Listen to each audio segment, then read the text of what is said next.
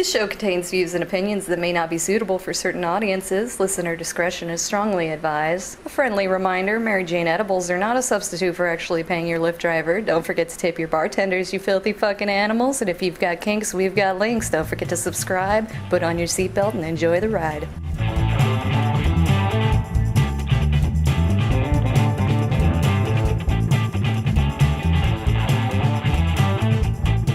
Howdy, howdy, howdy, everybody, and welcome to Thespian Talk. I am your host, Gomer the Ranting Thespian. With me is Michelle. Hello. We have Scolipendra. Hi. And sitting in with us is Ricky. How you doing, man? I'm doing fine. Hey, hey. Yeah. Speaking of hey, that if you've been on my streams any amount of time and seen me get a follower, that is the sound that plays whenever somebody new follows. And I've gotten like a couple of new followers on Twitch this week. In fact, I'm actually looking at it right now. There was like one who followed me from a raid that happened last week, or almost 2 weeks ago. Wow. And there was one who followed a couple of days ago. I think I managed to get the name, but now they're just reading as unknown user, which tells me they probably got deleted. I'm guessing, and if, for all I know, it could have just been a bot. Because you got all those spam bots and shit going around on Twitch, and I know Rosen's had to deal with a whole bunch of them on his stream. Making sure they're all like, yeah, nope. Yes, we're not doing that. And even Twitch, while they are slow and they have a lot of other problems, they have implemented some tools that can help mitigate things a bit. Like, I mentioned it on my Wednesday Scream. Yeah, that works. Wednesday stream, rather. It is hump day. Yeah, it was very much hump day. But I mentioned it on that stream that I have in place, like you have to have a verified phone number and or email in order to be able to, interact in the chat.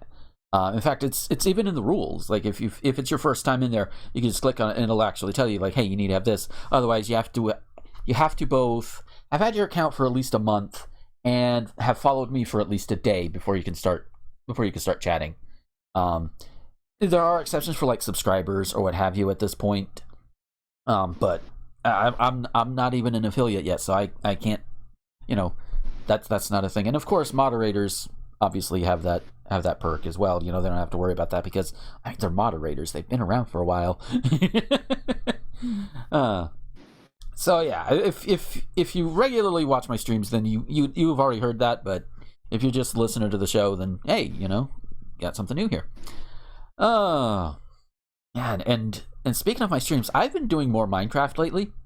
And not like trying to speed run, not trying to go beat the Ender Dragon or whatever. Although I have like put it into like creative mode and messed around with it that way. But no, I've been actually trying to recreate the overworld and then eventually the underworld for the original Legend of Zelda. Cool. And that's been kind of fun. Sorry. Go ahead. Ricky might appreciate this one. Underworld, overworld, wombling free. There you go. Yes. Yes.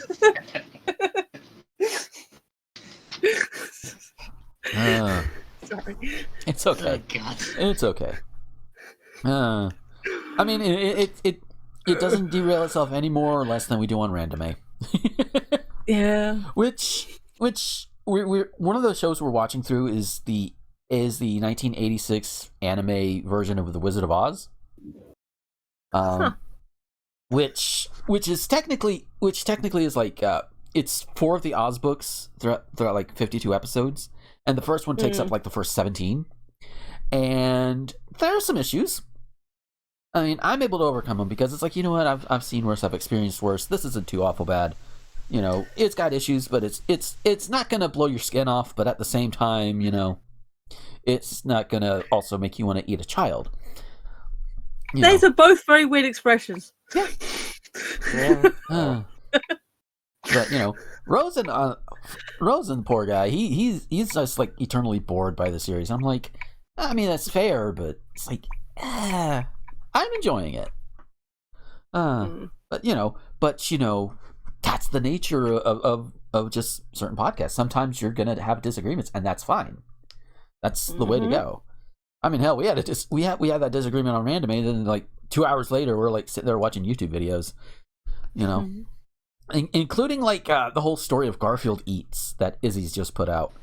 Oh lordy, I knew about Garfield Eats. I knew that it was very dubious in quality in terms of food and memery and everything. What I didn't know is the owner decided once Garfield Eats looks like it was going to go under, it decided to change it up and turn it into Scooby-Doo Eats, not even changing the actual the food for sale. So it's like you get the same lasagna that you did with Garfield Eats, not even changing the color, because the lasagna is legit orange. And I think Becky noted it was like, I want to say it was like, I can just pull it the hell up. What the hell is wrong with me? No, that's... it's somewhere else. I had it in the wrong place. But anyway, it's like some sort of like, I want to say olive oil, but it's not it. But it's some kind of oil that makes it turn orange, and it's like, I don't know how healthy that is. But yeah, it's been a thing, and that was one thing we watched last night, especially since at the end of that particular video, some of Becky's fan art made it in. Yay! And I are proud. Yay. Yeah. And Monday was my birthday, so I did no streaming that day. I said, fuck it, I'm taking off. I'm going around. Worth! Yes. I am now 39. Oh, God. One more year. What do I have to look forward to in my 40s, Michelle?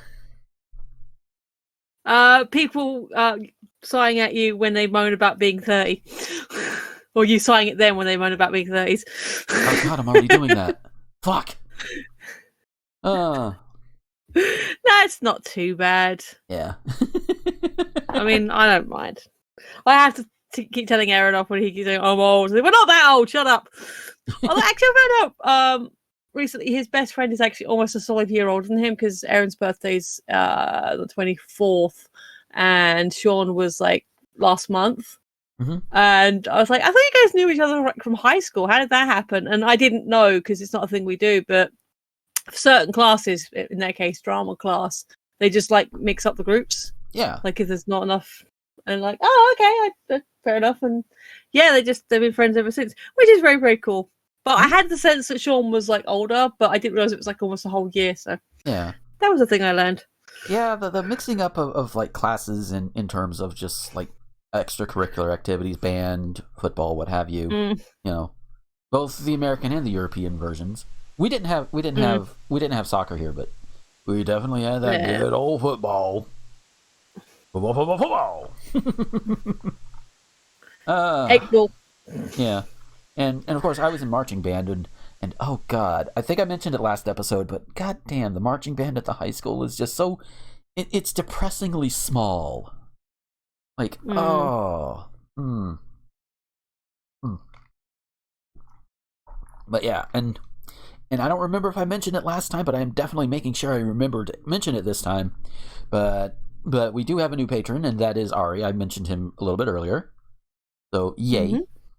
Yay. Oh. And last night I actually got to I don't remember how we got to it, but I got to tell the piss story.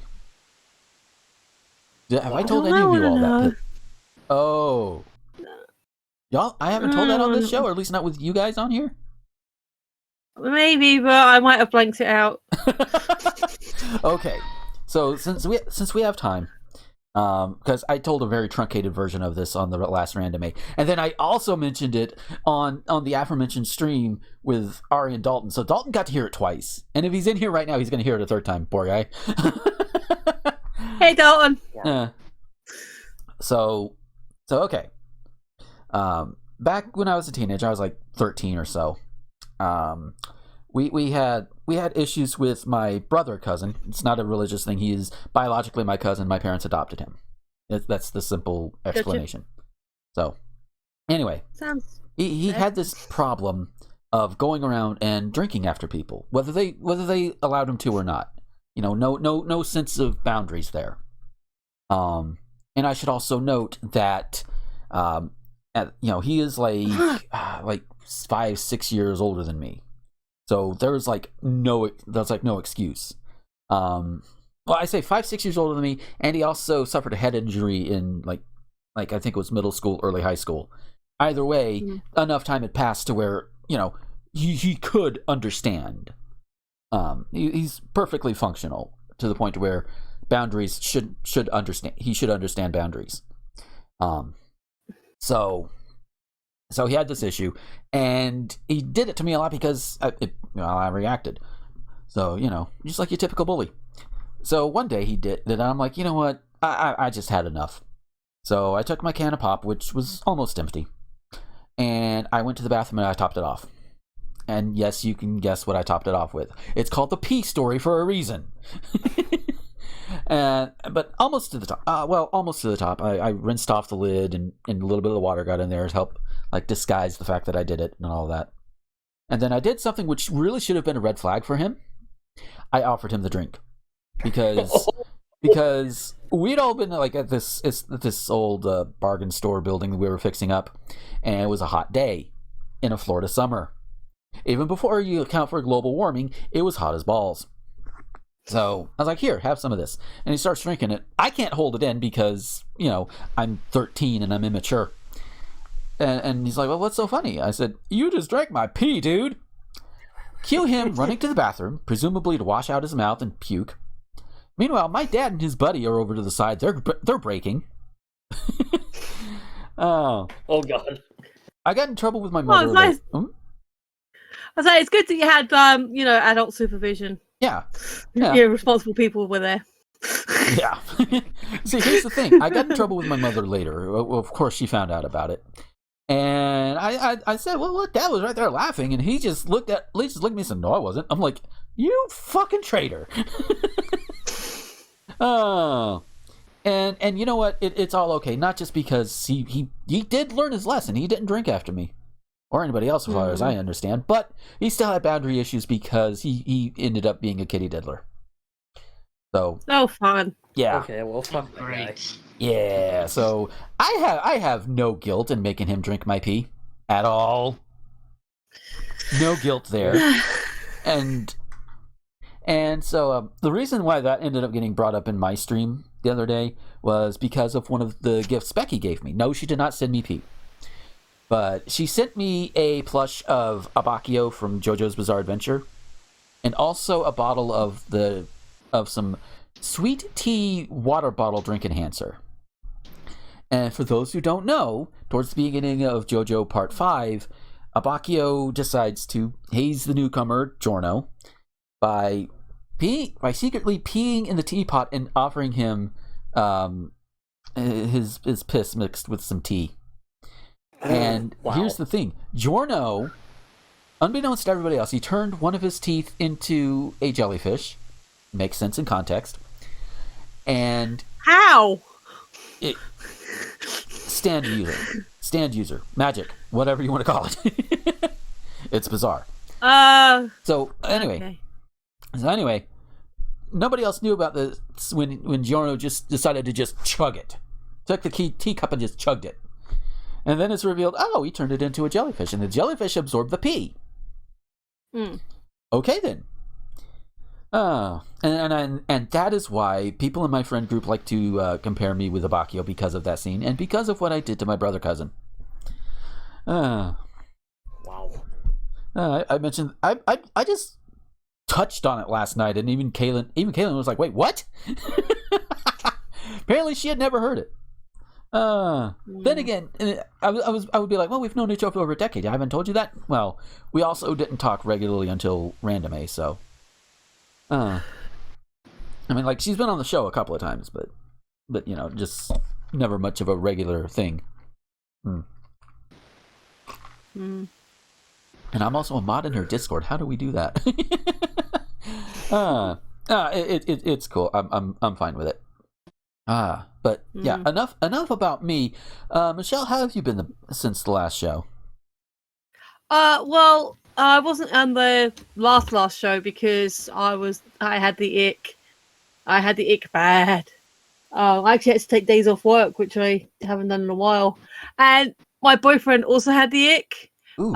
But he had a cough with it, and he got paranoid and did the self-diagnosis thing on the NHS app, and was told by the app that, oh, you might have COVID, so you'll need to self-isolate and take a PCR test. And like, oh, why would you do this to us? So we both took a PCR test. It was fine. We're both negative, which I knew we would be because I took the reason I ended up taking it is because I actually have the lateral flow tests, the ones they just give out for free. Yeah. And so I did that test, and that came back negative. Yeah. But the manager at Superdrug, which is one of the pharmacy I clean at, she was like, I can't, have you here in case if you are infected, because, I could end up shutting the store. That's people who can't get their medication. It's a whole thing. Yeah. So like, yeah, fair enough. She called my boss to let them know, and like he called me up later and said, no, that's fine. You do what you got to do, but let me know what's happening. But yeah, it was a whole thing because Chris got his paranoid on. It's like, ugh. Yeah, I mean, and if you're gonna be paranoid about something, being paranoid about COVID is legit. To be completely fair, And he was genuinely ill, but it was like, dude, we were fine. Yeah. It wasn't that. I mean, and some things that people may also tend to forget that even if you are vaccinated, you can still carry it and have COVID. It's just not going to send you into the hospital. Yeah, we're both double dosed, so. Yeah, and I know they're starting to roll out booster shots, at least over here. So. Yeah, I mean, I don't know if we've got them yet. Ricky, do we have them yet? Because I haven't heard much recently. Yes, because my dad just got his last week. Oh, okay. Because he had cancer the year just before the lockdown, so they wanted him to be boosted and double jabbed. Yeah. Yeah. Okay, so yeah, we do have them. But obviously, I'm like lower on the list, so I'll just wait for my text again. Yeah. But yeah, so but we'll have a story about a new vax. If you see the title on the screen, you know it's there.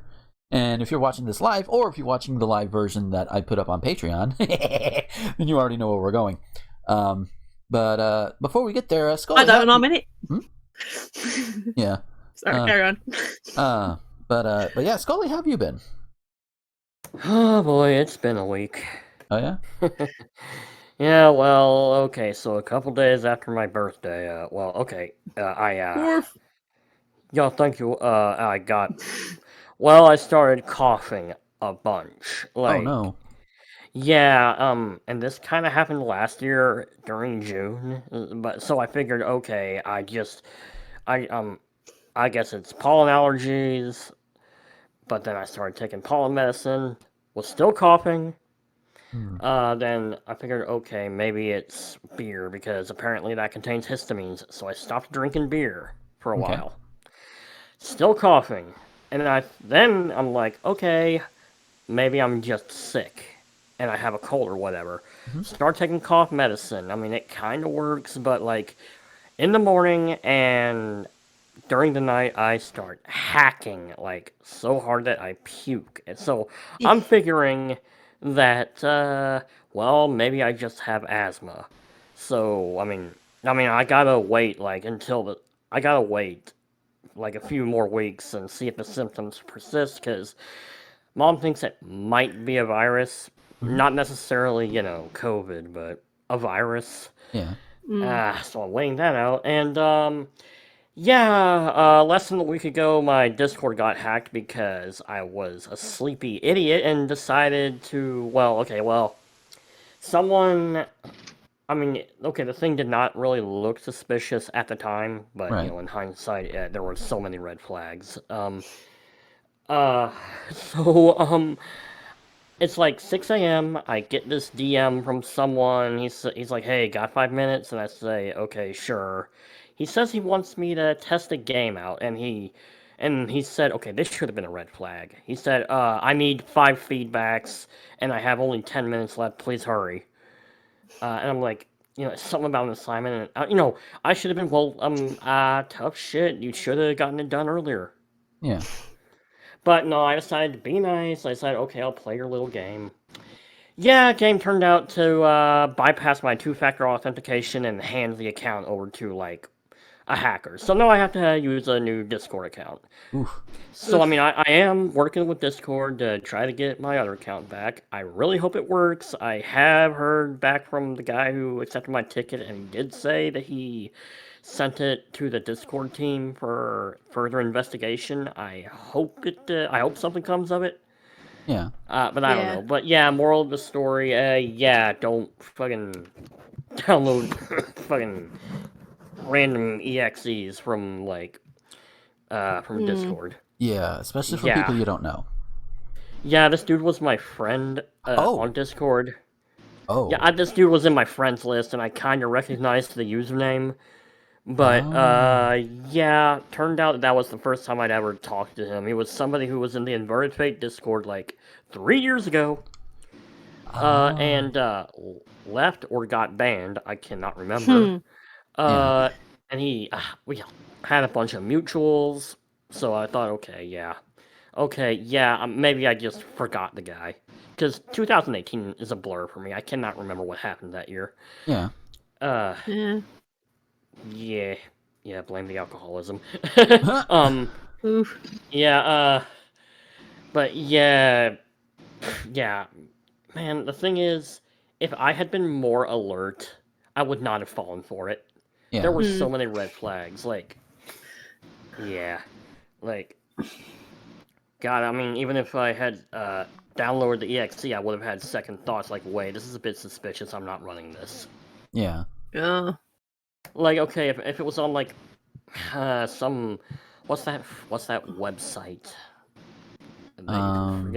IO thing? Yeah, something Ico? .io. Yeah. Itch.io, Yeah. I think it is, yeah. Yeah, if it was something like that's what that, it is. if it was something like that, I might have, been okay with it.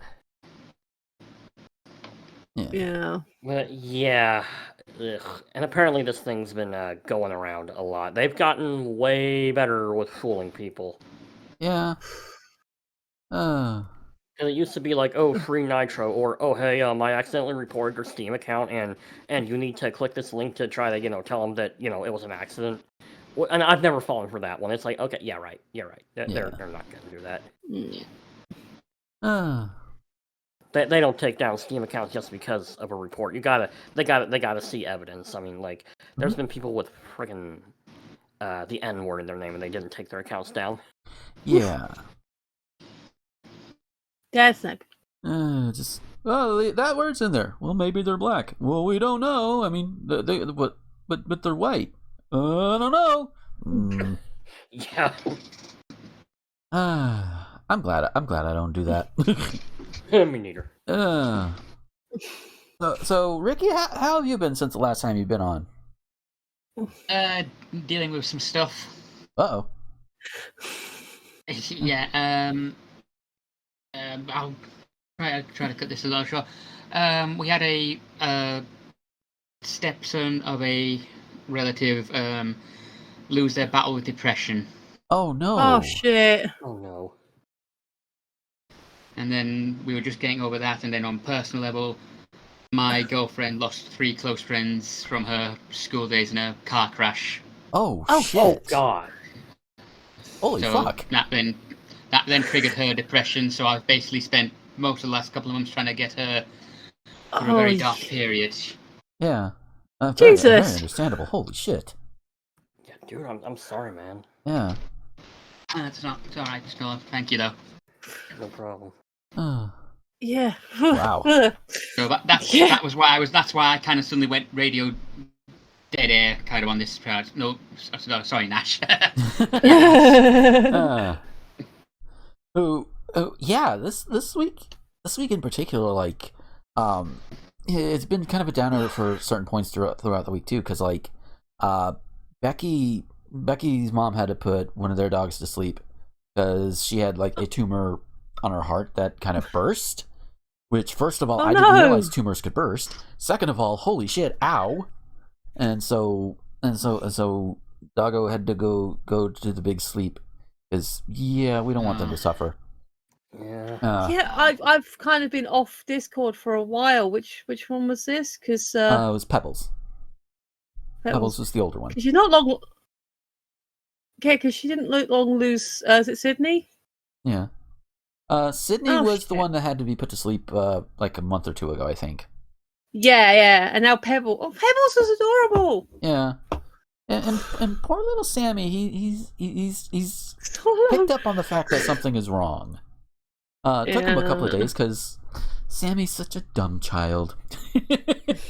Oh, and that is one of the ways Becky has described him. But I heard somewhere that if you show the living pet the body of the deceased pet, that they can accept it faster. They understand on a basic level. Yeah. But other than that, I wouldn't know what the situation was, that if it was even possible. I don't think it would have been at that point, but yeah. Mm. Jeebus. Yeah, just Jeebus indeed. It's also kind of on a very weird personal level. Pebbles is my friend's nickname. Well, my nickname for my friend. Mm-hmm. So yeah, that's weird. Yeah. Oh. Yeah. So yeah. Before we get to like the major like big news stories that we've pulled together a little bit, I just happen to be looking at this Twitter. This tweet with a couple of screen caps rather. That I say, chaps, let's go. Yeah, that was posted. I think it was. I want to say it was in Rosen server. It might have been over here, but it's two screen caps from The Verge, and these are just headlines. California just made it a lot harder for companies to cover up harassment and abuse. Byline reads. Governor Gavin Newsom signed the Silence No More Act to protect whistleblowers in California. The same day, and granted, this other one happened like a couple of hours beforehand, so for all we know, it could be a coincidence, but who knows? Tesla is moving its headquarters to Austin, Texas. So the timing of it, even though the news stories broke, even though the Tesla move broke before the Silence No More Act, you can maybe you could wonder, is like maybe somebody's like, hey, Newsom's gonna be doing this, and Tesla's like, oh shit, and Musk is just like, nope, we're moving everything out here. Where Texas, where they doing their best to take away a woman's right to choose because they're extremely anti-woman, and when I say they, I mean the people in power, the ones that have the power over there. Not necessarily Joe Q Public in Texas, although some of them do fall into that category as well. Which I heard that the suit that Biden's team filed has been upheld by a judge recently, so it's sort of like there's a pause on that now. Yeah, I was just about to bring that up. Yeah, which is good. Yeah. Which is good because it's like, yeah, there are some things we need to address as a nation. And as a people, issues like that. Abortion's not one of them. Just no, just leave it alone. Women are going to do, and when I say women, I do refer to anybody who has a uterus. So but just to keep it simple, I'm saying women. Women deserve to be able to end a pregnancy on their terms. Yeah. Like and obviously up to a certain point. If the fetus has become viable enough to be actually born as a baby, that's a whole different story. But like for the time period when most abortions happen, no, leave them the fuck alone. Leave them alone. Fuck off. Don't coerce anybody to not have an abortion, and likewise, don't coerce anybody into an abortion either. That's just as bad. Because I know somebody out there is going to be like, oh, what if they're forced to have an abortion? Blah, blah, blah. Yeah, that's also bad. But that's not what y'all are trying to do. Y'all are trying to make women carry babies to y'all trying to make women become fucking goddamn baby factories like a goddamn Flaloxy or something. Just no. Just no. Women are not baby factories. I don't care. Even Michelle Duggar, she is not a baby factory. Yeah, she's had 20 plus kids, but she's not a baby factory. She's just insane. Nah, she's not insane. She's quiverful. Yeah. Is there a difference? Maybe. But yeah, just oof. And I happen to be looking at some of the trending stuff on Twitter as well. Like just a few things. GameStop is apparently trending again. I don't know why. Maybe because Metroid Dread came out today, the day we're recording this, which I managed to get. For a while, it was looking like I was going to have to wait a little bit more to get it because I had to cancel my pre-order initially. But everything's fine now because another thing I got for my birthday was $100 from my dad. So I was like, yeah, thanks. That actually helps. Yay. And while I'm on the topic of my birthday, I got one other thing I got from Mel. And it was this like really keen Umbreon pin from an Etsy store. Let me Z Chem, which I it's on my Instagram and I tag them and everything, so it's really good and it's really good quality too. Like holy shit, it's basically Umbreon sleeping in like the field of stars and some flowers and the moon because Umbreon, in a stylized Pokeball.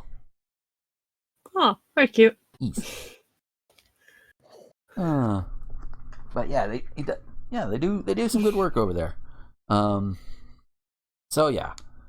And I'm looking forward to trying Metroid Dread. I'm probably just going to do it off stream. I'm just that impatient. Let's see. Apparently Matthew McConaughey is running for governor of Texas, which, okay. I've not heard bad things about the guy. From what I understand, he's a decent stand-up guy. Yeah, he seems good people. Yeah, decent stand-up guy, as opposed to Dave Chappelle, who is not a decent stand-up guy. Because he's like, I'm Team Turf, and I'm like, oh, fuck off. Wow. Wait, is it Chris? No, Dave. No, wait, did I say Chris Rock or Dave Chappelle? Chappelle. Dave Chappelle, yeah. Okay, yeah. I just want to make sure I'm correct. And you know what? If I look down one more trending topic, Dear White People is trending because its showrunner Jaclyn Moore said she's going to boycott Netflix over Dave Chappelle's newest special. So good thing. Yeah, I mean, sure. Well, I have a bit of a rant. I've had it in my head for about a week, and that kind of dovetails not too terribly. Okay, so did you finish what you was talking about? Because I don't want to cut you off. Or well, there was one other thing that did catch my eye on the trending news. Mm-hmm. And apparently Kyle Rittenhouse is trending again. Oh, fuck's sake! Okay, so apparently this came out from NBC News 12 hours ago, and bear in mind I'm just looking at the tweet. Attorneys for Kyle Rittenhouse, who was charged with fatally shooting 2 people during a protest in Wisconsin last year, argue hunting laws allowed the teenager to carry the assault weapon used during the shootings. No! That is... what are you hunting? Underage! Across state lines! I know that! Yeah! What the hell? Like, no! He was not hunting deer! He was hunting black people! Exactly, like what the fuck? That's not legal game! Black people are not legal game, I'm sorry, dude! They're not! Just no. But what about the most dangerous game? That's fiction. Shut the fuck up. Just no, dude. No. I hope the judge laughs at these attorneys and tosses it out and said, no, fuck you. He was not there to hunt deer. He was not there to hunt rabbit. He was there to hunt black people. And I generalize it with black people because it was... protesters, and who are more than just black, but the real reason why they're protesting is because the unfair treatment of black people by the cops. Let's be real. So, just wow. Yeah. So yeah. Oh, what the hell? Apparently, one of the other things that's popped up on my For You page on Twitter. Apparently Keemstar is one of them. Oh no. What did he do now? I don't even... But I saw him again earlier. I saw him on this page earlier this week because some woman had said, she likes bearded men and all that. I'm like, well, I mean, yeah, you know, I'm bearded. I'm non-monogamous. I mean, you look at the tag on the Twitch channel. We're definitely I'm definitely polyamorous here. You know, so it's like, you know, I mean, I'm down for it. And she wasn't an unattractive woman, you know. So I was like, yeah, whatever. And Keemstar just decided to step his foot in and said, I'll pass. It's like, dude, that was not necessary. That was very much unnecessary. Look, just because you're not attracted to somebody, you don't have to tell them. You just don't. Yeah. There are plenty of people out there who are not attracted to me. They don't tell me. You know? Oh, sorry. You know, just like, it's like, you don't have to tell somebody you're not attracted to them. You just don't. You don't have to say anything. And it's usually men doing this. Because, God damn it, men. Why are men? I ask guys are men. But I've went on long enough about this. What were you going to go off on, Michelle? Okay, so if you are a new listener, hello. If you are on the stream and maybe don't listen to some of the previous recordings, also hello. But you may not know this. So I am on record as not doing cancel culture.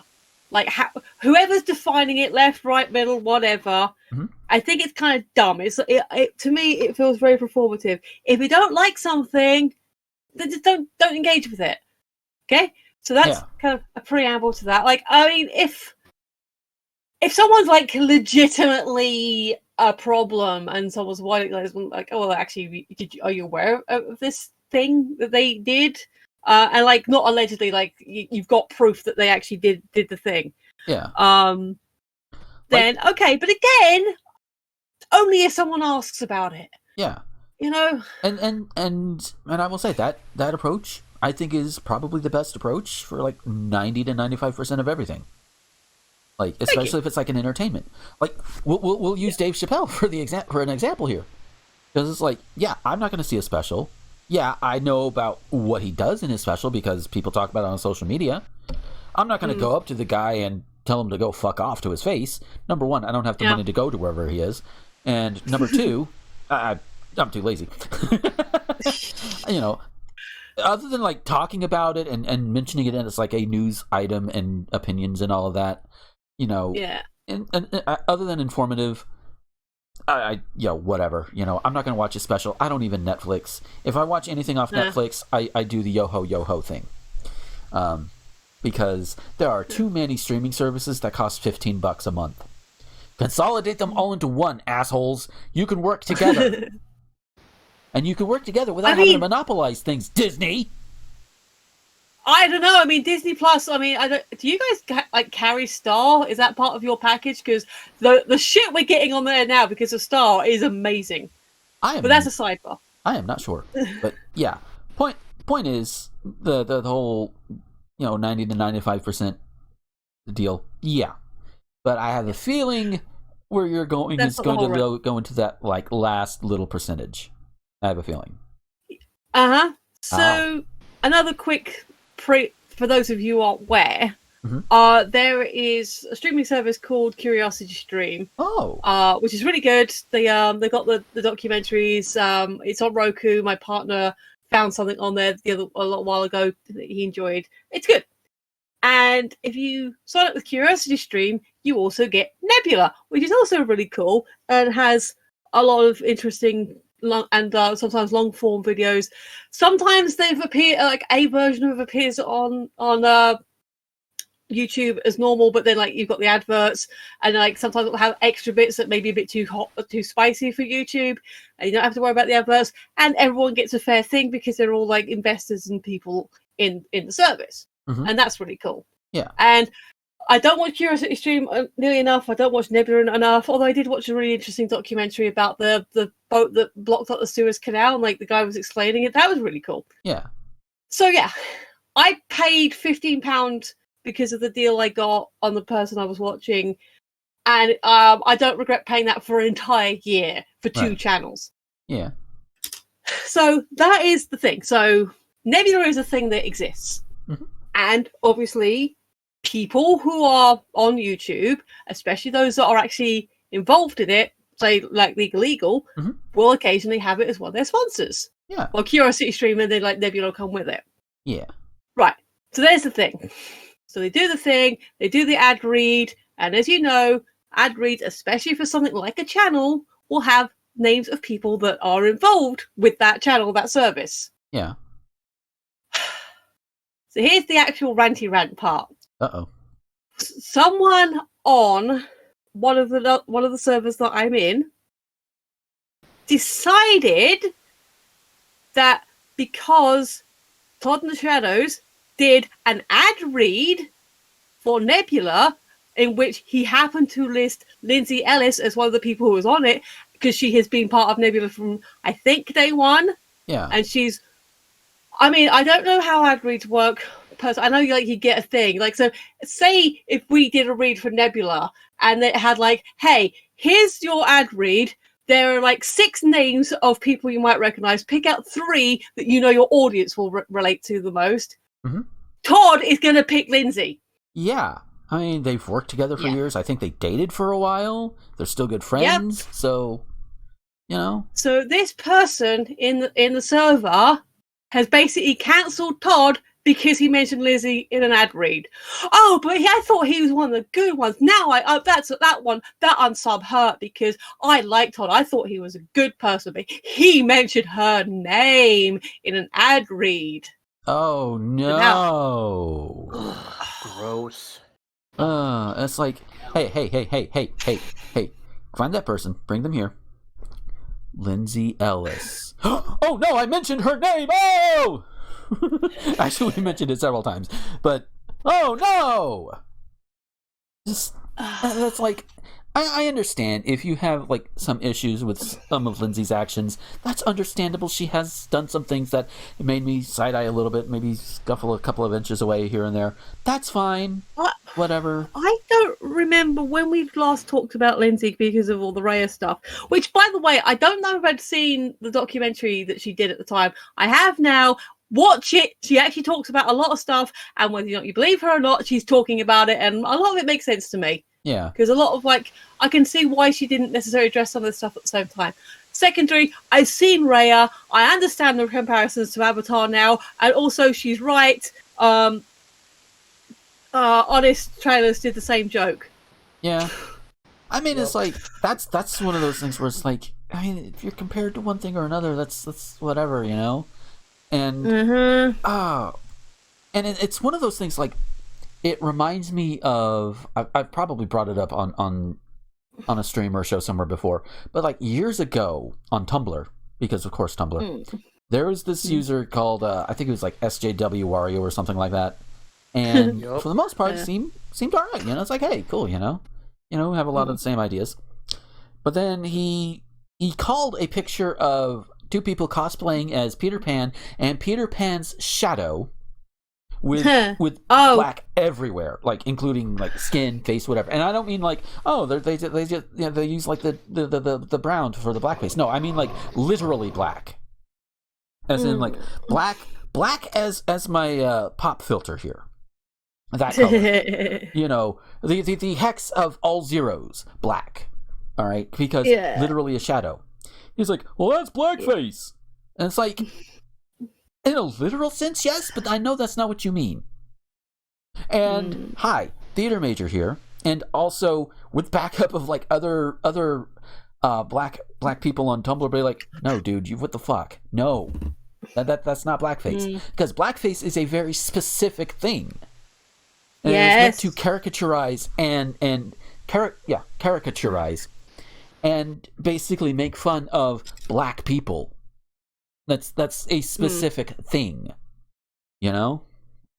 Yeah. You know, and you know, there's a reason why when people like Justin Trudeau dress up as a black person, that's considered blackface. You know, it's like, you know, we'll dress up as a black person with the makeup and everything.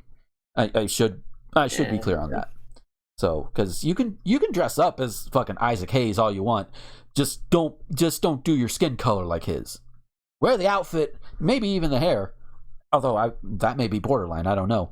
But do not do the skin. No. No, I don't know why I picked Isaac Hayes, but there you go. But Yeah. that's kind of the point. Is just as an addendum that Mhm. the same forum has a banned list of people you can't talk about. Like, for the example, if it's a VA that turns out to be troublesome, which that list seems to be growing. But sidebar. But they say, like, if it's a VA, you can talk about the projects they're in, just not them specifically. Don't promote them. Lindsay is on that list for being a turf true scum apologist, racist and biphobic. Again, I think whoever made the list didn't watch her program. No. Yeah, because she addresses a lot of that. Though, because it's like she's great at contra points. Yeah, they keep what the fuck? They just keep throwing that around. Like, okay, I think that legitimately the reason people think that ContraPoints is a true scum is because they haven't watched her videos and like are just repeating what they've heard. And I think it's the same for Lindsay Ellis. Yeah. I've watched a couple of Contra videos. I liked what I saw, but her presentation isn't really for me. It's been a while. I've for the most part, I just kind of shy away at least a little bit. Another person that I've noticed has been, at least if you have like the Shinigami Eyes extension for like your browser or whatever, Jaclyn Glenn has been marked as anti-trans, and I'm like, that doesn't seem right. Though I think she also associates with, I want to say it's Blair White. Maybe that sounds about right. Yeah. Yeah. So it's like turf by association. Like, I mean, I could see where one could, understand that, because why would you want to be friends with a turf, right? But humans are also complicated. Trans, isn't she, as well? Yeah, she's not a turf. She's just a really extreme trans medicalist. Yeah. Which for some people is I remember when. Yeah, she's pretty bad. Oh no, sorry, I'm thinking of someone else. Ariella, how you pronounce her name? I remember when Elliot Page came out, and she's like, "Well, we've lost another lesbian." Like, you had a chance. Yeah. Wait. Say that not Elliot Page, but the person who mentioned him. Ariella something. Oh, that bitch. Okay. Corella. Yeah, I think I saw. Costello. I think it was either actual Jake or Surus did a video about her recently, and I was like, nope. I know Surus. I think Surus has covered her, but I don't think it's in his recent stuff, so it might be Jake. But no. Lindsay's on the banned list, which fine, and I'll get into that argument. But Todd isn't, so it does seem to be the opinion of that one person. Yeah. And personal ban lists or whatever. That's your call, especially if it's like your server, your rules. That's fine. It would be like me putting up a ban list saying, okay, don't talk about shoelaces. And then somebody comes and starts talking about shoelaces. I would have every right to kick and ban them because they broke the rules. That's a silly extreme, but I hope it gets the point across. Yeah, I think they're more of a thing of, if someone mentions, especially if they're slightly newer to the server, they're like, guys, like there's a rules, there's a bans, there's a create list, and it's like repeat offenders, obviously, that it's like, but it just, what the fuck? It was an ad read. Yeah, it's just you get, it's like, and I'm not naming names, but if you've been around long enough, you'll know probably who I'm referring to. But certain persons decided they didn't want to follow Brad Jones anymore because of his double toasted interview, like because of the quote about Logan Paul. I'm like, really? Well, I mean, I stopped following him for very much different reasons than that. I know. Yeah. For those who don't know, in short, is basically the he basically sided with the Walkers because of their friendship. But it's like, dude, you know what the fuck they did. I'm not saying I'm necessarily agreeing with that part. I just think, really, no, because up until that point, they had been like enjoying the thing, like especially all the memes with him and Guru Larry. Yeah. And then because of that one line was the tipping point. I was like, really? Yeah. So that was. Yeah. Larry is like the only person that's anywhere near associated with Channel Awesome that I even watch, because he's just staying on there because he's being an asshole to Channel Yeah. Awesome. Fair. So it's like, yeah, he doesn't. From what I understand, he doesn't approve of them. I've heard him talk about other similar stories, like on his videos or whatever, and it's like, he probably definitely does not approve of Doug. But it's like, you know what, I'm going to turn it into a game, be the last one standing. Also, he was famous before the internet, because was it Games Master? Was that the old quiz show on Channel 4? Yes, it was. Oh, Yeah, I think he was a contestant. cool. It was, yes. Oh, neat. Yeah. I think the episode, well, it was on YouTube at some point. Whether it's still there, I do not know. But they did have all the series of Games Master on YouTube at one point. Neat. Because I think he was in a few episodes, wasn't he? He was definitely in at least 2, to my knowledge. Yeah. So I remember him with the original host, and I have a vague memory of him also turning up with Dexter Fletcher for his one series as host as well. Yeah, it wasn't anything I watched regularly. It was like, if I caught it, I'd probably watch it for a little while, but it's something I tuned into. But yeah. So he's actually got like some, for whatever you consider it, he actually has some kind of like, credibility of other, legitimate TV. Yeah. Yeah, like the guy's legit. Yeah. Although to be completely honest, I probably should have stopped following Brad long before the change to the channel doc drop, because I was friends with one of his exes, and she it was not a good relationship, and she was dropping things that he had done, and it's like, oh, and I really should have followed suit and dropped him right there, and I'm sorry that I didn't. So I don't think that person is ever going to hear this, but yeah, I was like, oh, yeah, I really should have. I really should have just said, nope, done.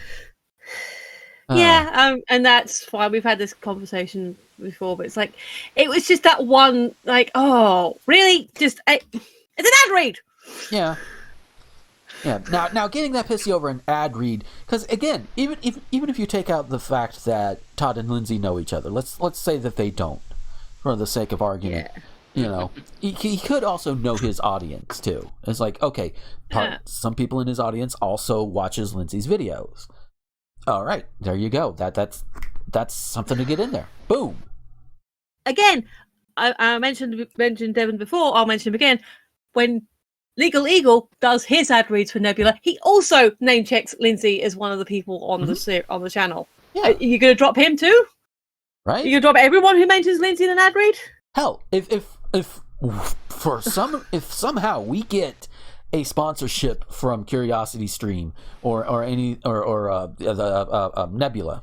Nebula, yeah. If we get one from either one of them, I will drop Lindsay Ellis's name, because I don't. I've met her like once or twice, and I think the one major time I met her, she was drunk as a skunk. Yeah. But it was good times though. She wasn't like horrible. She was just having fun and vibing. So yeah, and literally too. Holy shit. No, for better or worse, Lindsay is someone who has got name credibility online. Yeah. Like, for better or worse, she has. Yeah. So it's a name you're going to use, because a lot of people online will recognize the name. Yeah. Yeah. I mean, Aaron mentioned her as like one of his entry points for him going into. If you've watched his latest video, which I'm sure there'll be a link down below, especially once I've given it to you. Yeah. But he mentioned that in his recent video about like how Lindsay was like someone he sort of followed into his path into YouTubing. So yeah. And like, didn't her documentary get like an award or something? And like, obviously she's a published author. She's got a lot of irons. Yeah, she's doing all right for herself. Yeah, couple of trip ups, which I know there was one video she addressed a lot of them. Yeah, that's what I was referring to. But yeah. Which came to the point where it's like, I have some issues. Here are the issues that I've had. Here are the things that I have done and I should not have done, and I am answering for them now. But at the same time, y'all need to stop pulling this shit too. It's like, it's one of those things where it's like, when we want people to address or apologize or something, Sometimes, not all the time, that there's just people just don't want the nuance to go with it. It's like, I mean, let's go back to the P story for let's go back to the P story for a quick minute, because without all of the stuff that I put in there as well, if I had just said, yeah, I made my brother cousin drink my pee, you'd be like, what the fuck, dude? What the hell? What the hell, man? But then you add in, okay, he had been, drinking after people whenever they didn't want to. He didn't understand boundaries. And this might have been like either right before or right around the time he awoke to his kitty diddling tendencies. I don't know the exact time frame. All I know is he eventually went to prison for it. And they didn't keep him forever, unfortunately. But that's a different topic.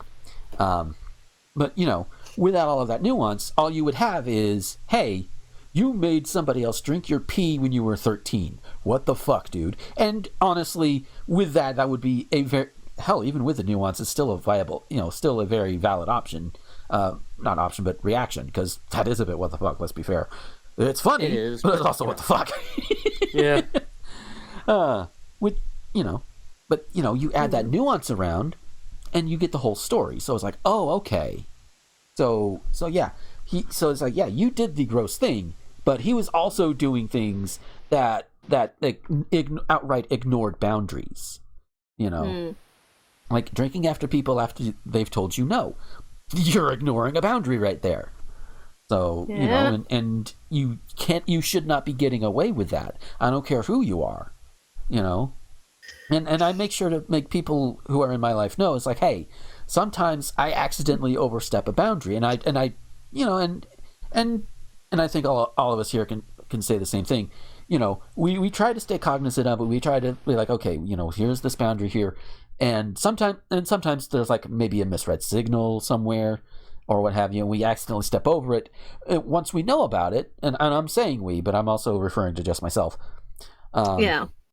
But once I know about it, I was like, okay, course correct, we move on. And that's how it works. And sometimes it takes years for somebody to reach the certain point, the whole point of, hey, you overstepped, oh, I'm sorry, course correct, without whining about it. Because, I mean, I've freely admitted on this show that the whole, I don't even know if Twitch doesn't know if Twitch allows that word, but the guys who think that that they are so lonely because a woman won't fuck them, who think that women should be subjugated to men, that sort of thing, those assholes. Yeah, fuck those guys. You mean the guys who live in prisons? No, not the individual cubicles in prisons. Close enough. Oh, okay. Yeah. There you go. In them. Yes. Yes, we know. But yeah, it's like that's why I can like understand like some of their behavior, because I've had a similar mindset in my life. Obviously, I've gotten a lot better, but we've all done shitty things when we were kids. Yeah, we've all been stupid people. Yeah, kids, even up to young adulthood. Because mine was like from like late teens to like maybe mid 20s, I think. Yes. And I may be too broad. I don't know. It's all running together for me. I say recently, like semi-recently, like medical research, neurological stuff, and that. They say brains don't fully develop until you're at least 25, like depending, like case by case. But as a general rule, mid-20s. Yeah. When you're already considered an adult, and some people are married with children. Yeah. It's just and that's where you can see people kind of side eye. Like if somebody my age, I'm 39. If somebody was to date somebody that's like 18 or 19, I can understand why people side eye it. I do a little, but at the same time, it's also technically legal. You're both consenting adults, and exactly. And I do also understand, the side eye as well, because the older one could very well be taking advantage of the younger one.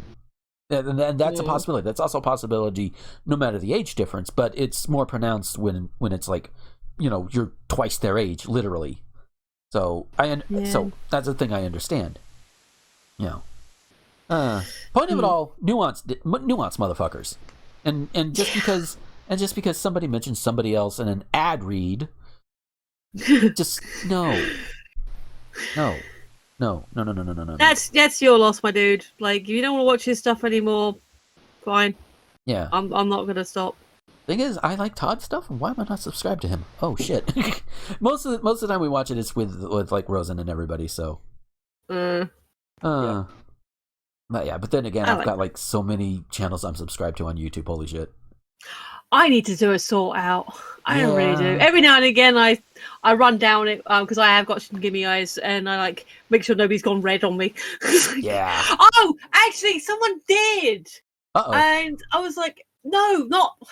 You probably already heard about it. I don't even remember his name. But I saw this video. I thought it was really neat. I liked the video. And I checked out the channel. Oh yeah, I'll have to watch some more of this later. I don't think I ever really got round to it, but it was on my subscription list. Mm-hmm. And then like we found out he was a complete shitheel, and then I was like scrolling through. It was like, oh, why? Oh, okay, yeah, that guy. It's the puppet guy. He does like the really cool neon puppets. Apparently, he's like turfy. So, I have no idea who you're talking about. I don't think. No, he was mentioned on one of the servers a while ago, but yeah, he did. Yeah, he did his really cool puppet stuff, which dude got talent, but apparently he's done and said some things and like not. He doubled down or like I think he might have been given a choice. Did you mean that? Okay, so sorry, go to another side rant, but. This one's going back a bit, but Amanda Abingdon, who played Mary Watson on Sherlock, she was like, did an interview, and the subject of fan arts and stuff came up. Yeah. And she said some stuff in the interview that was like kind of shitty, but people were like, okay, this is a print press interview. Maybe she didn't mean it, or maybe she was misquoted, or maybe this. So again, people were actually looking for the nuance. Yeah. And then she went onto Twitter and doubled down. Oops. And then she did an interview on camera and doubled down again. Oh, no. It was essentially along the lines of, I wouldn't want my son seeing like the this like fan art obviously of Ben and Martin. Yeah. And like she has a daughter as well. How is that not homophobic? Like they have yeah, okay, you don't want your kids to see daddy in weird sexual situations. That's fine, but say I don't want my children to see this because I think it'd be awkward, not specifically my son. Yeah. Yep. It's weird. People are weird. Yeah. Yeah. And also, does she think that Sherlock Watson fan art fic started with her with Martin and Benedict? Does she think that nobody thinks Robert Downey Jr. and Jude Law are sexy? Shit, even before then, fuck. The pageant! The fucking people who are doing pageant fan art! I mean, there's probably been fan art of Holmes and Watson since before they were even put to film. Yeah, John Locke specifically is the ship name for Sherlock. Yeah. Because I think it's one of the few things where they're actually referred to as Sherlock or John rather than Holmes and Watson. Yeah. So yeah, and that kind of is the thing of like, yes, maybe someone was misquoted, maybe they said a thing and they give them a chance, give them a thing, maybe like if you get down to like actually talk to them, they'll be like, oh no, I was this and that. She just doubled down, and that apparently that's the same thing that Puppet Guy did, that he was given a chance. Like people said, wait, is this actually a thing? And they were like, oh yeah, that's totally what I think. All right, fine, you're done. But again, I mentioned it because it's the flow of the the weird thing about the Amanda Abingdon thing was it all kind of kicked off it was very much still in the public consciousness, or like the fandom consciousness at the time of the first official convention. She nor Martin were there, but people were talking about it. Yeah, because I know I had a couple of conversations about it.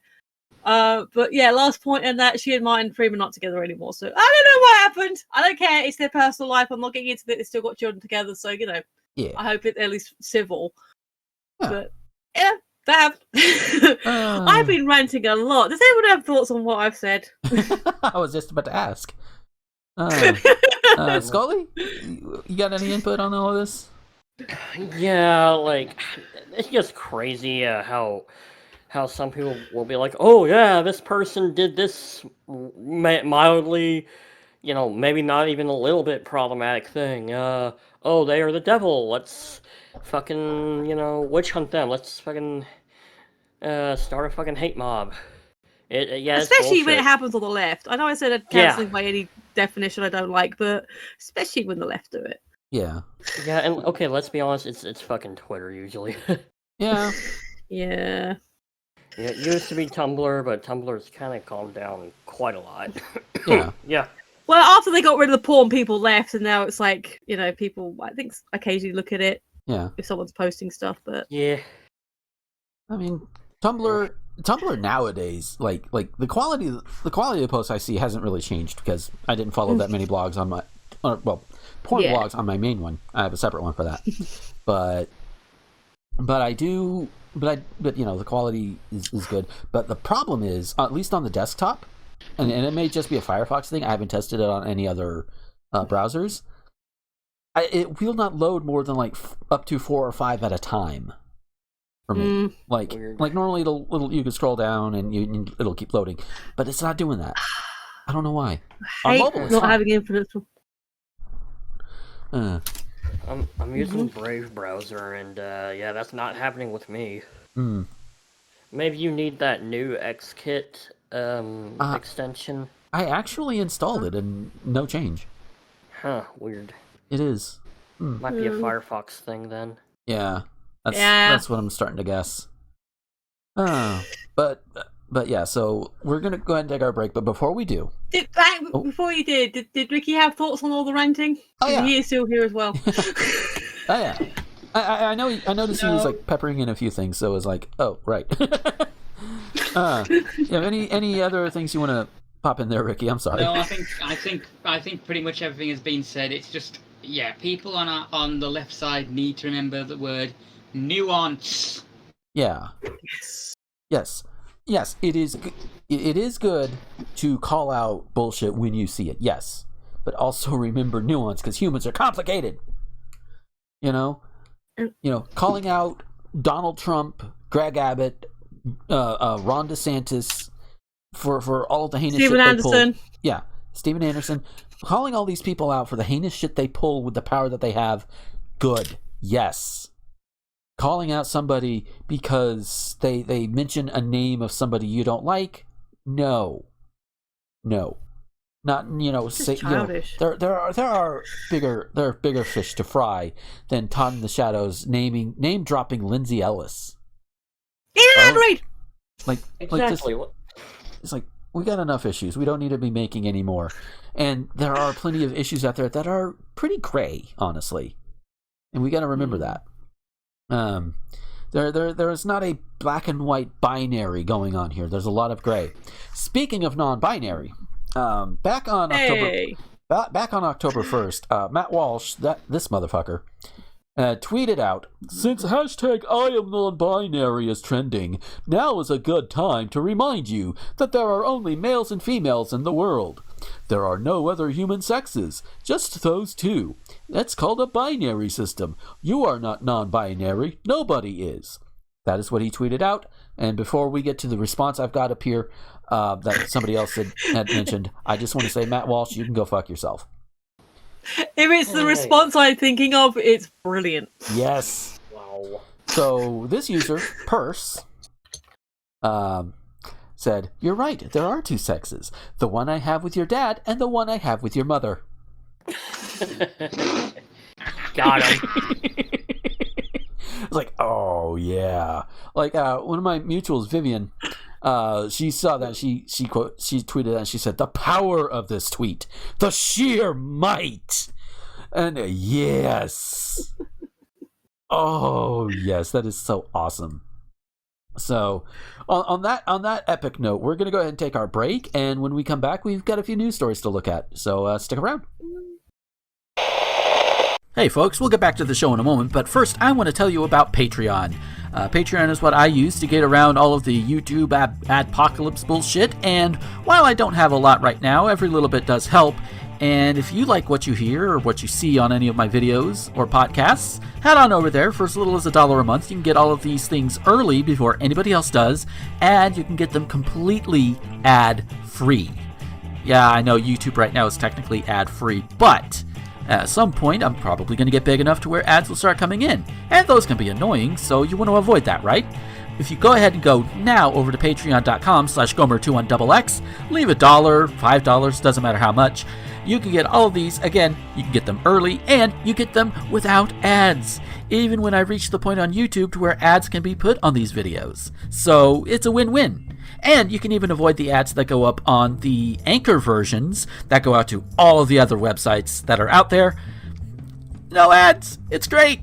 So that's patreon.com/Gomer21XX. And now, an important message from Tyler Green, Kitty Quinn, and Randy Martin. Are you tired of asking yourself if that obscure show or movie you watched once was a fever dream? Is it still in your brain to this day as a 3 a.m. channel-changing hallucination? Well, join us as we yank that said memory out of your subconscious when we do a deep dive on it on Channel KRT. Channel KRT is a new bi-weekly podcast where we look at the best and worst of obscure media. We'll be covering such topics as The Puzzle Place, Clown TV, Honey, I Shrunk the Kids, the TV show, Reanimated, The Weird Al Show, We Sing, and more. Join us every other week over at Spotify, YouTube, Anchor, and wherever podcasts can be heard. Channel KRT, cut to static.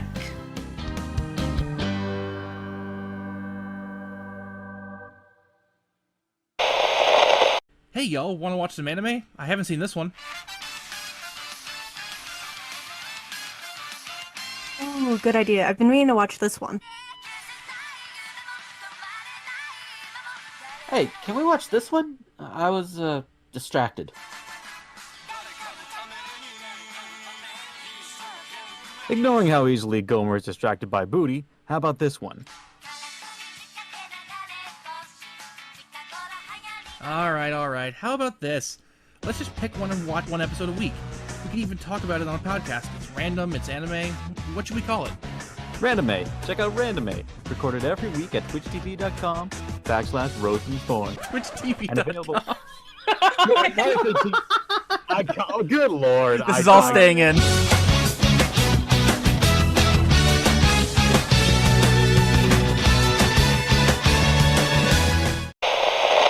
Howdy, everybody, and welcome to this little mid-roll segment that I've been doing. Yeah, because I want to have something to fill out the break, you know? Can't be all ads, and patrons don't get to see them anyway, so it's like, it would kind of defeat the purpose. So yeah, I mentioned earlier, like, you know, during the show where we're talking about, like, past selves or whatever, you know, things we do in the past, and it brought me to thinking about, like, the first recorded things I ever did. It was audio recordings, like little audio rants that I did a la to Griffin back in the day. Yeah, that's a name that's become a lot loaded now. But yeah, there was like I think there was like a rant against who was it, Jack Thompson, I think it is, because you know, his whole anti-violent video game crusade and that all that bullshit going on. I even had one where I was ranting about like I had a thing. It's not so prevalent nowadays, but at the time I just had this thing like if I'm in there and I'm like taking a piss or whatever, don't talk to me. it's like I'm not there to talk. I'm not there to be your buddy or anything. Just don't say anything. Just let me pee in peace type thing. I think I was a little bit more crude and vulgar about it at the time. But, you know, nowadays I would still prefer not to say anything, but, you know, but if it's, if it's important, like, hey, you might want to hurry up, the building's catching on fire, that's a thing. But there is one thing that I definitely remember, and thankfully the reason behind that particular rant is not really applicable anymore, thankfully. And this actually was a problem when I would go to like a certain McDonald's in Marianna, Florida, which is where my college was. And every now and then I would have some money, and I would go and I'd get some breakfast, because you have morning classes, you want to grab something along the way. McDonald's is right there, no problem. And with it being breakfast, instead of getting like pop or whatever, I would get a little bottle of milk. Milk. One syllable with a k, milk. Milk. But too often, it was often enough that I felt compelled to make the audio rant about it. They decided that oh, you meant Coke. No. I said milk, not Coke. Like, how do you... I know even back then they did not get paid enough to do it, and it's like, nowadays, I guess I am kind of like remaking it because I'm talking about it now. Like it's still annoying, but at the same time, I know they're not paid enough to care too awful much. But at the same time, it's like, I'm just venting about it. Well, on a podcast now, and I'm not going in and complaining to their manager about it because it's like, and it's early too, so you got to take that in consideration. But then there have been times where it's like it was not early, you didn't really have that excuse. So, but also super busy, so that could also be a thing. I'm adding nuance to an old rant of mine. How about that? But just people who mistake a one-syllable word for a two-syllable word. Just it's kind of like, what the hell? How? They don't even sound remotely similar, except maybe the k sound at the end. Coke, milk. I guess Coke is one syllable. But it has the two k sounds. Coke, milk. But yeah, back I was definitely a bit more not vulgar, but probably a bit more harsh about it back in the day. Nowadays it's tempered with understanding that they don't get paid enough. So it's like, which I guess is a good thing. I didn't really fly off the handle at them there, which despite how I come across on these podcasts, I'm actually pretty chill for the most part. Like if you see me walking around, it's like, oh man, you're not ranting at everything you see. No, dude, no. No. But yeah, so it's just like, we brought up like past things. It's like, let's think about the old 2007 rants. I don't even know if they're up anywhere right now. I certainly don't know where they are in my files. So I'm sure they're out there somewhere. I just don't know where they are. They might even be up on my YouTube channel. I don't know. But yeah. So just a little addendum that I wanted to do for this segment, and yeah. So I hope you guys enjoy the rest of the show, and yeah, we're ending with good news. It's going to be reiterated. We're ending with good news. So yeah, see y'all next time. Bye.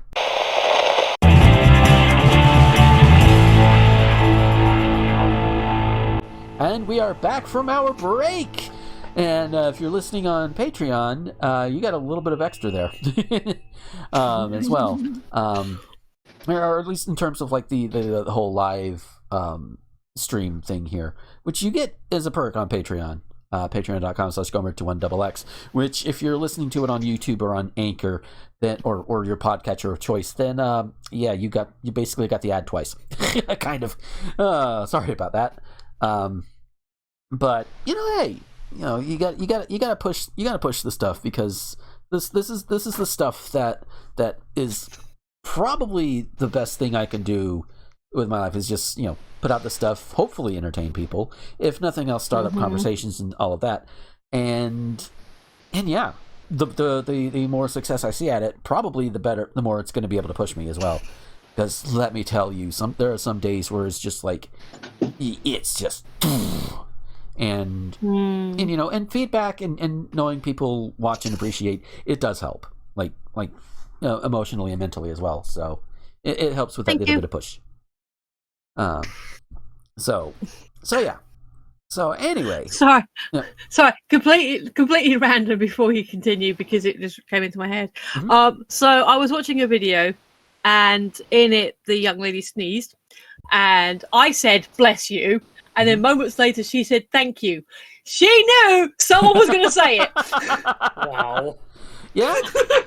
Yeah. Sorry, carry on. All right. So, we've got some. We do have some awesome news. I'm going to save that for last because I want to end on a higher note. But if you've been in my live streams this week, you already know what it is, and of course, if you're, hell, just look at the name of the goddamn title. You know it's going to come eventually, but it's going to come at the end because it's good, and I want to end on a positive note, or more positive note than others. Not that the majority of the news articles I've got here are super negative, but in triumphantly, triumphantly. I need to watch Bill and Ted Face the Music. I've got it. I just need to watch it. It's good. It's good. Yeah. Aaron and I watched it. It's fun. Yeah. So this one came in. Scully just put this in maybe 5-10 minutes ago in our chat. So it's from loadedradio.com, the hard rock and metal station. Yes. Which I'm a bit of a connoisseur of most genres. Most country music makes me want to put things in my mouth that don't belong there. Just in it's general. house and garage for me. Yeah. So depends on the artist for me. Yeah. And even despite that, I do support the Chicks, as in the former Dixie Chicks, because they were because they were speaking out against not Trump but Bush way back in the day, and they got blacklisted for it because how dare they? Yeah, but it's like, you know what? Speaking truth to power, I can stand behind that. Yeah. And I also respect Dolly Parton because she's Dolly Parton. Yeah. Not a fan of the music, but I respect the people behind it. Yeah. Yeah. So, anyways, as a Madonna receiver, thanks, Dolly. Oh yeah. So the headline reads: Parents want high school principal removed for listening to Iron Maiden. Students rally behind her, which is good, because that's a bullshit reason to get rid of him. And we're gonna and we're gonna get into the possible reason why this principal is fired, and why we don't think it has to do with Iron Maiden at all. High school students are rallying behind their metalhead principal after a number of concerned parents have been petitioning to have her removed for stating on her personal Instagram profile that she listens to Iron Maiden. Students at Eden High School in St. Catharines, Ontario, have started a petition to keep their principal, a Mrs. Sharon Burns, in the institution's administrative office, saying she spreads nothing but love and kindness and is probably one of the best and most enthusiastic principals this school has ever had. The students' petition in response to a petition laid out by a number of parents who are obviously not Iron Maiden fans. Well, no shit. Some of the students who claim the following: as concerned parents with impressionable children at Eden High School in St. Catharines, Ontario, we are deeply disturbed that the principal assigned to the school blatantly showed satanic symbols and her allegiance to the satanic practices on her public social media platforms, while all the students could see them under at Eden Principal, not her personal account. Our school is based on inclusion and openly displaying satanic symbols on a public social media platform that directly goes against the principles of the vast majority of families who represent the school is not inclusive.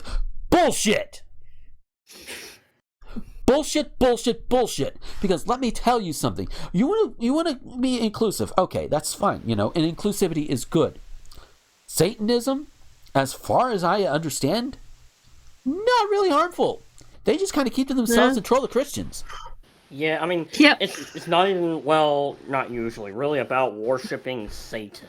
Yeah. It's called that to piss off the Christians. Exactly.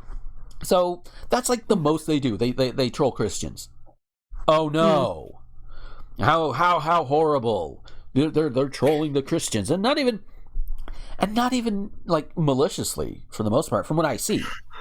I could, but so it's like, it would be like one of us going and continually poking, say, the quartering, for example. going and poking him. It's similar to that. Don't go poking the quarter. My partner he's not watches worth it. him. Huh? My partner watches him. Oh, he has bad taste. Yeah. Only in YouTubers. His taste in women's pretty solid. Well, I mean, yeah, I agree. There you go. Correct. Yes. So, all right. Let's see. As parents, we are demanding her transfer to another school. Please replace her with another principal who aligns with the values of the families at Eden, will not sabotage the teaching or upholding of those values, and who will not try to introduce impressionable students to satanic practices or symbolism. We'll provide more pictures. Symbolism! We'll provide more pictures if you have more questions. You can also see the blatant display of the 666 symbolism in a screenshot of her posts and comments below. We could only put one picture in this campaign. Okay, so let me reiterate, because you guys are supposed to be, you say inclusive, that's fine, but inclusivity means bringing in minorities, barring like individuals that are like toxic and harmful. The intolerance, what is it, like the tolerance paradox or something like that? Yeah, intolerance of intolerance is intolerance. Yeah. Yeah, the tolerance of intolerance is intolerance. Yeah. Is the paradox, yeah. Yeah. I mean, like even South Park at one point was like, yeah, tolerant but not stupid. You tolerate a bad cold. Or you tolerate a child crying, that sort of thing. Just because you tolerate it doesn't mean it's something that should be, in certain things. I may have butchered that up a whole lot. Point is, with this one here, though, with this here, you say, oh, we try to be inclusive, but yet you want to run out the Satanist or supposed Satanist because you're apparently stuck in the 1980s. I think at least half of us lived through the 1980s. I was a kid, so it didn't affect me too much. I thought it was neat, but I still don't necessarily want to go back there. The 90s might be a different story, but Satanic Panic was still kind of a thing in the 90s, but not as much. Yeah. No. Yeah. I know, Ricky, I know you're younger than me, but I don't have much memory of Satanic Panic coming over here. No, it tried to, but it never really caught on. Yeah. It was mostly an America thing. Yeah, probably because y'all in Britain were just like, no, fuck off. We don't have as religious extremists. Yeah. No, like the most religious extreme we have over here is the split in Northern Ireland between Catholic and Protestant, but that's pretty much it really over here for religious extremism. Yeah. Yeah. So the picture in the article, they show the picture. It's the principal who is on the right, and I guess her husband or friend or somebody. The article probably says, but I just kind of skipped over it for the moment to look at the picture. And it looks really cool. Like there's like a skeleton musician with like a looks like maybe a broom guitar or something like that, or maybe just bones with like things or whatever. It looks cool. That's Iron Maiden's mascot, Eddie. That's Eddie. Okay. Yeah. You can tell I don't really listen to Iron Maiden. Yeah. I don't, but I still know who Eddie is. Yeah. But it's like, hey, cool, and they're doing like the rock on devil horns type thing. It's like, yeah, they're having fun. It's enjoyable. Trooper, Trooper Eddie. If I looked at that paragraph before looking at the picture, I would have known that. Given the devil horns. Good thing she didn't post an undying love for Behemoth or Mayhem, right? Or Decide, for that matter. Deicide. Thank you. The student's petition states the following. Recently, there has been a petition going around to remove, quote-unquote, the principal of Eden High School. It is ridiculous that a couple of parents only judge her role as principal only based on an Instagram post about liking the band Iron Maiden. That's it. Eden High School is a public school, not a Christian school. If you somehow don't like the principal of your child, grandchild, relative, etc.'s school, then send them to another one. Them being the child, grandchild, relative, I'm assuming. The principal has made so many efforts to remind students that Eden is a diverse place. She has even turned a whole room into a prayer room for students who are practicing religions other than Christianity, like practicing Islam. She has made Eden a safe space for so many people. She spreads nothing but love and kindness, and it is probably one of the best and most enthusiastic principals the school has ever had. If you'd like to bring some light to this whole petition, please consider signing. And just like that, it's the 80s all over again. And they do have a link to the students' petition in the article itself, which yeah, good on them. But yeah, I think it was like, yeah, it was Scully who noted when he posted the story that's like maybe the real reason is because she's allowing a space for Muslims to practice their religion. You know, which otherwise it's one of those things where it's like, well, she's not really promoting it, she's just giving them a space to use, much like a school would give Christians a space for like their FCA or what have you. Which I don't think is necessary. Which, yeah, I mean, you're not technically sponsoring it. The students are putting it together. They're doing the thing. You know, you're supplying. You're giving them the space to do it. You're allowing it to happen. That's not technically sponsoring it. Now, if she was leading if the principal was trying to lead everybody in any kind of religious prayer, that's a bit more of a violation. Yeah. And this is Canada, so I don't know if they have the same kind of church-state thing that we do here in America. If they're based on our politics, the way we're set up, which I think they are, kinda, then probably not. Yeah. So even so I'm looking at that with American standards here, but even if she was like going around and doing like services for like every religion in the school, or whatever, that technically would be equal.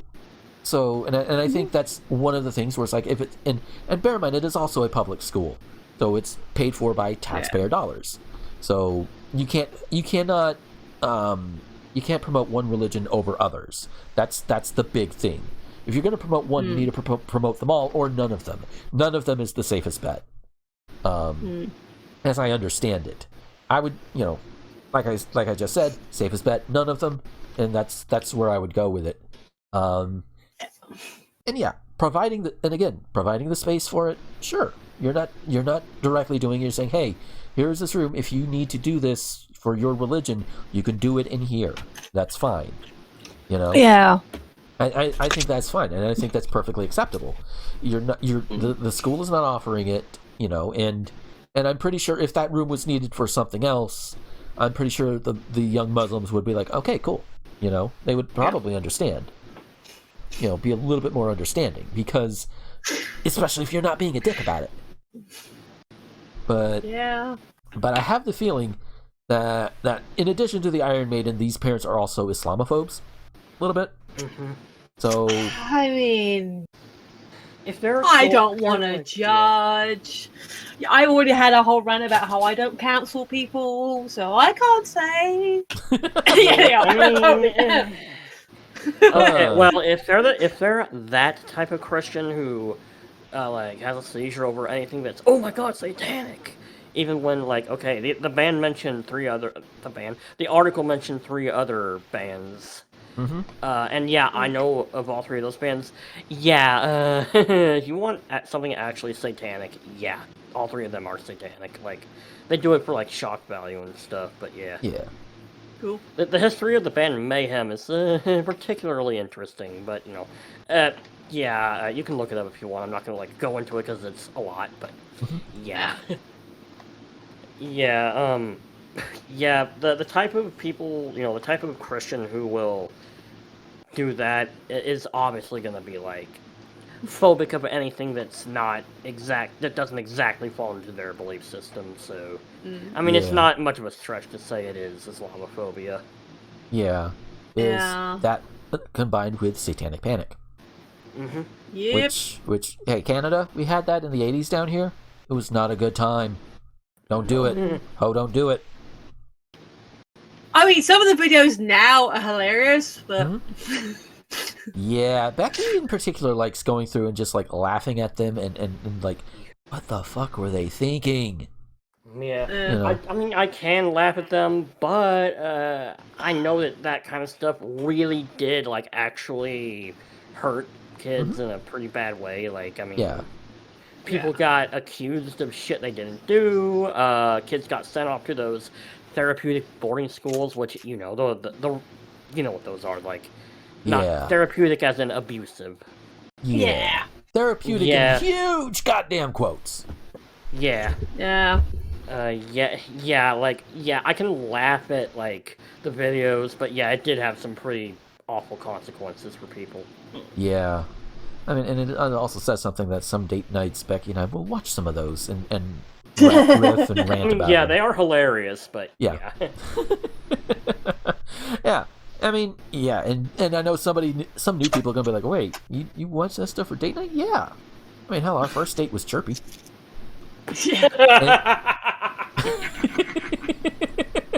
And we have video evidence of that, too. Go look at the Amanda Hoggins channel on YouTube. MagFest audience reacts to Chirpy. There we are, front and center. I've seen that video. I didn't realize you guys were in it. I thought we'd watch it. Yeah. Hey, you got fat fuck, that is me, and then you've got the absolute bombshell that is Becky right next to me. Yeah, we're both pretty squishy, but I like your squishy. Yes. Here's my ass. I call her squishy. So Ricky, do you have any input before we go on to the next one, or? No, just let's not have a repeat of Satanic Panic, whether it's here in America or Canada. We don't need that after a couple of years we've had. Yeah. Yeah. Just, fucking conservatives, man. Generally speaking. Yeah. Yeah, so, that's a universal constant. Yeah. A lot of things can be summed with fucking conservatives. Yeah. Yeah. Fuck the Tories. So But not literally. Yeah. No, God, no, we don't need them procreating.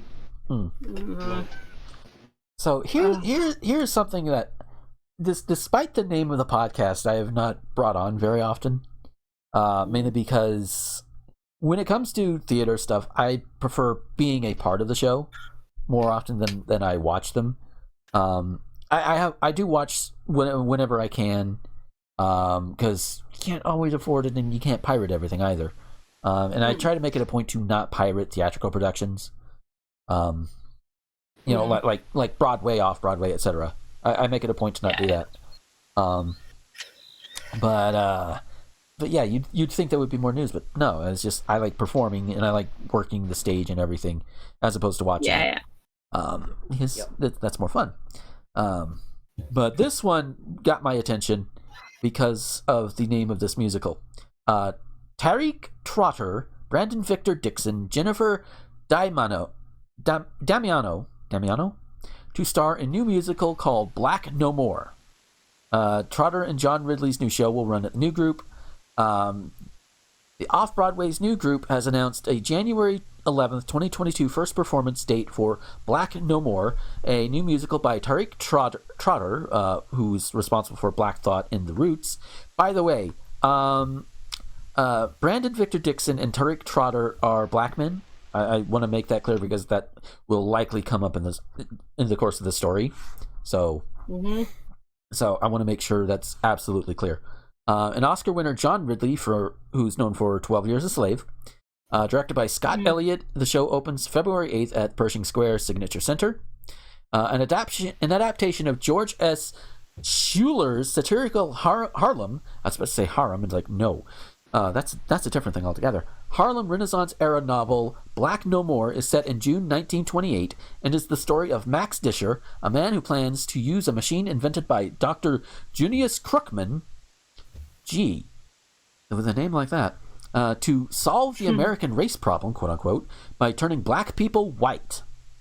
You see why I had to mention that two of the people mentioned up there are black. Yeah. Because this is being run by a black person, so gotta I think the X-Files did that. It was a terrible episode. Yeah, but yeah, what? Because when I saw that, before I even knew who was who, it was like, wait, I read that little synopsis there. I was like, oh, Oh, is this some honky? No, it's black guy. Okay. Not as bad. Could still be awkward, but not as bad as if it was a white honky. Just saying. Leading the company are Brandon Victor Dixon as Max and Trotter, who pins the score, as Dr. Crookman. They'll be joined by Jennifer Damiano, Tamika Lawrence, Theo Stockman, Tracy Shane, and Walter Bobby, with further casting still to be announced. Black No More features choreography by Bill T. Jones, orchestrations and musical supervision by Daryl Walters, music direction and dance arrangements by Zane Mark, scene design by Derek McLean, costume design by Queen Jean, and lighting design by Jeff Kreuter, and sound design by Nevin Steinberg. Wait, who is the other one here? Tariq Trotter and John Ridley. But considering what he's known for, he's probably okay. I did not know John Ridley was black. I had never seen a picture of the man, so but I know now. So it is definitely a black produced show, which alleviates some of the fears, because again, this is a story about a guy who uses a machine invented by a guy named Crookman. Gee, I wonder if I've not read the story. I obviously haven't seen the show because it's not out yet, but I'm willing to bet that Crookman is a scam artist. Yeah. Willing to bet. Bear in mind, and again, I'm qualifying it again, never read the story. But yeah, but that's just something that just like kind of popped out to me. It's like, oh, because this seems like something, to be completely honest, like stories where it's like, I think there was like one story or something, movie story or something, like where it was turned out to like there was like one girl who was like the last white person on Earth, and she was seen as like special or what have you, or something like that. And it's like, and I think that was written by white people, if I remember right. I could be totally wrong, but it's like, just things like that can be awkward. But things that do help ease my own mind about this is, one, it is, as mentioned, it is satirical. Like the story itself is satirical, and Schuyler, Schuyler, Schuyler. Point is, that guy. I think it's Mike. I'm not sure. No, but the producers. Yeah. But the point is, everybody involved, like the original author, black. The showrunners, black. The only person who is not black that I've seen so far is Jennifer Damiano, who is pretty white. At least she looks white. I don't know if there's anything else going on. But yeah. But yeah, it's just like, okay. I'll probably keep an eye on this, because it's like, okay, this would be interesting to see how other people react to it. Like, oh, but and I want to see how many people start ranting about this, and I would be like, okay, take a shot for every person who does not do their due diligence and automatically assume it's being written and produced by white honkies. Even though in the Theater Mania article that I'm looking at for this, you see pictures of like everybody that was mentioned in the headline. It's like, yeah. So I guess a lesson in do your due diligence. If you see something like this, take a moment, like, oh, wait a minute, it goes back to nuance too. It's like, because it's like, I was about to say that. Yeah, this is like, it's one of those things where it's like you could easily go, oh, what the fuck, what? Oh, let's solve the American race problem by turning black people white. What? It's like, okay. I mean, when you said the title, I kind of was having a reaction like, ooh, yeah. What? Yeah. And the same when I first saw it, like, wait, what? But then hell, just even reading the article and looking up the relevant names, okay, quick, like, I mean, hell, you don't even have to type it into Google. You could just highlight it, right click, search Google for, and there you go. Easy. Yep. Easy. It takes like maybe 2 seconds, 5 if your mouse is fucking up. Yeah. Which mine has been doing more and more lately. I think it's almost time for a new one. No. But anyway, yeah. So again, like I said, I'll keep an eye on it. What thoughts do you all have on it?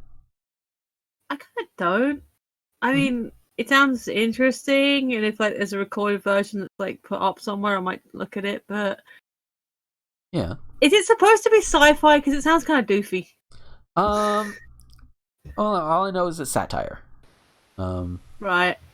But I think we said can legit. assume that. The X-Files had an episode where a guy he had like a weird straw thing, and he sucked the melanin out of the black people, and they all came out albino looking. Oh wow. It's not one of the strongest episodes. It's one of the later season ones. Yeah. I can't remember what it's called, but yeah, it's. I mean, I'm guessing, hoping that the is it a just straight up play or a musical? Either way, I hope it's like probably a little bit better. Yeah, it says it's a musical. Cool. Okay, now I have thoughts because, like, okay, what the hell kind of songs is going to be in a show with that story? Oh, we'll find out. Apparently.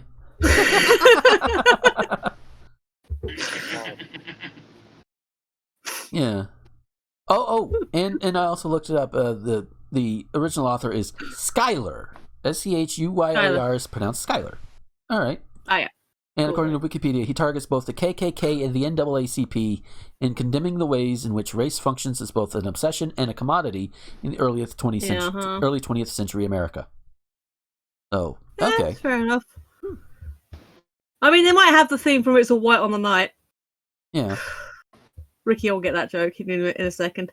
Yeah. Oh, God. Yes. There it is! Yeah, that took a second. It's a deep cut. It is. Basically, it's the name of a blooper show that used to be broadcast quite like Christmas and that. It was a tradition. Yeah. Yeah. But yeah, so it's definitely. And it was all right on the night. That's why the Scully, you got any thoughts? It was kind of ITV. Oh, sorry, go ahead. Yeah, because BBC had Auntie Bloomers. Yeah, it was ITV's attempt. They would try to spoiler each other by running them at the same time. It was very childish. I'm pretty sure it was alright on Night was first though. Auntie Bloomers came after. Yes, it was. Yeah, it was. BBC was like got a bit petulant that ITV was getting all this attention by showing off these embarrassing bloopers of their shows, so they would try to spoil it by putting up Auntie's bloomers alongside it. It was, as I say, very childish. Yeah. And and as the audience, we had a great time. Oh yes. We won. We won that war. Oh, absolutely. Sorry, Scully. Yeah. All right. Yeah, I mean, it's made by black people, so it's probably and it's probably going to be a good satire. I mean, I'll wait to see it or read it, whenever it comes out. I mean, if I do read it, but yeah, I'll wait. I'll be the judge, if I can't really judge it right now, but it's way less of a big oof than if it was created by white people. Yeah, definitely. Oh, all right. So I guess unless somebody has anything else they want to add, Ricky, is there anything more you wanted to add, or are we good? Or nope. Okay. So our next one comes from Kotaku. So we've all heard of the whole Activision Blizzard debacle. Bits of it. Yeah, all that bullshit. I lose track. Yeah. If you follow Commander Sterling, then you know a little bit more about it. California steps in to prevent Activision Blizzard destroying sexual harassment evidence. Ooh, no. Not on California. Activision Blizzard is destroying sexual harassment evidence. That's hell no. The Department of Fair Employment and Housing is attempting to protect vital evidence by intervening in the recent EEOC settlement. Yesterday, and that is just earlier this week, the California Department of Fair Employment and Housing, the DFEH, filed a motion to intervene in a potential settlement between the U.S. Equal Employment Opportunity Commission, EEOC, and Activision Blizzard. Motion argues that DFEH's own trial against Activision Blizzard will be irreparably damaged by the conditions of said settlement. Settlement includes a clause which requests that Activision Blizzard be able to remove any allegations of sexual harassment from the personnel files of settlement claimants, effectively destroying evidence that is essential to the DFEH's own trial. That's not something that should be a part of a settlement. Especially an entity as big as Activision Blizzard, which, if I remember right, has not paid any goddamn taxes. It's either them or EA, or maybe both, that are, basically just siphoning off of us to make games. Which, don't get me wrong, if you want money to make your games, and people are willing to give you that money to make games, think of right off the top of my head, Sean Spalding, who works with like Game Maker, and he makes games with that, and he does videos, video tutorials and all of that. Cool. That's fine, But it's something else when you have a huge corporation like Activision Blizzard, and they make billions with a B, and pay no taxes. It's like all you're doing is take. Because in the case of Sean Spalding, he is at least providing things like videos, games, things like that there. No, you can say the same thing about me, too. Even though my output is diminished in comparison to most others, I still try and do something, And it's just... But these guys, they're putting out all these games with the $60 price tag and the loot boxes, fuck them. I say as I play Pokemon Go with the egg hatching. But anyway, it's like, yeah, you should not be allowed to hide any kind of, it's like, no,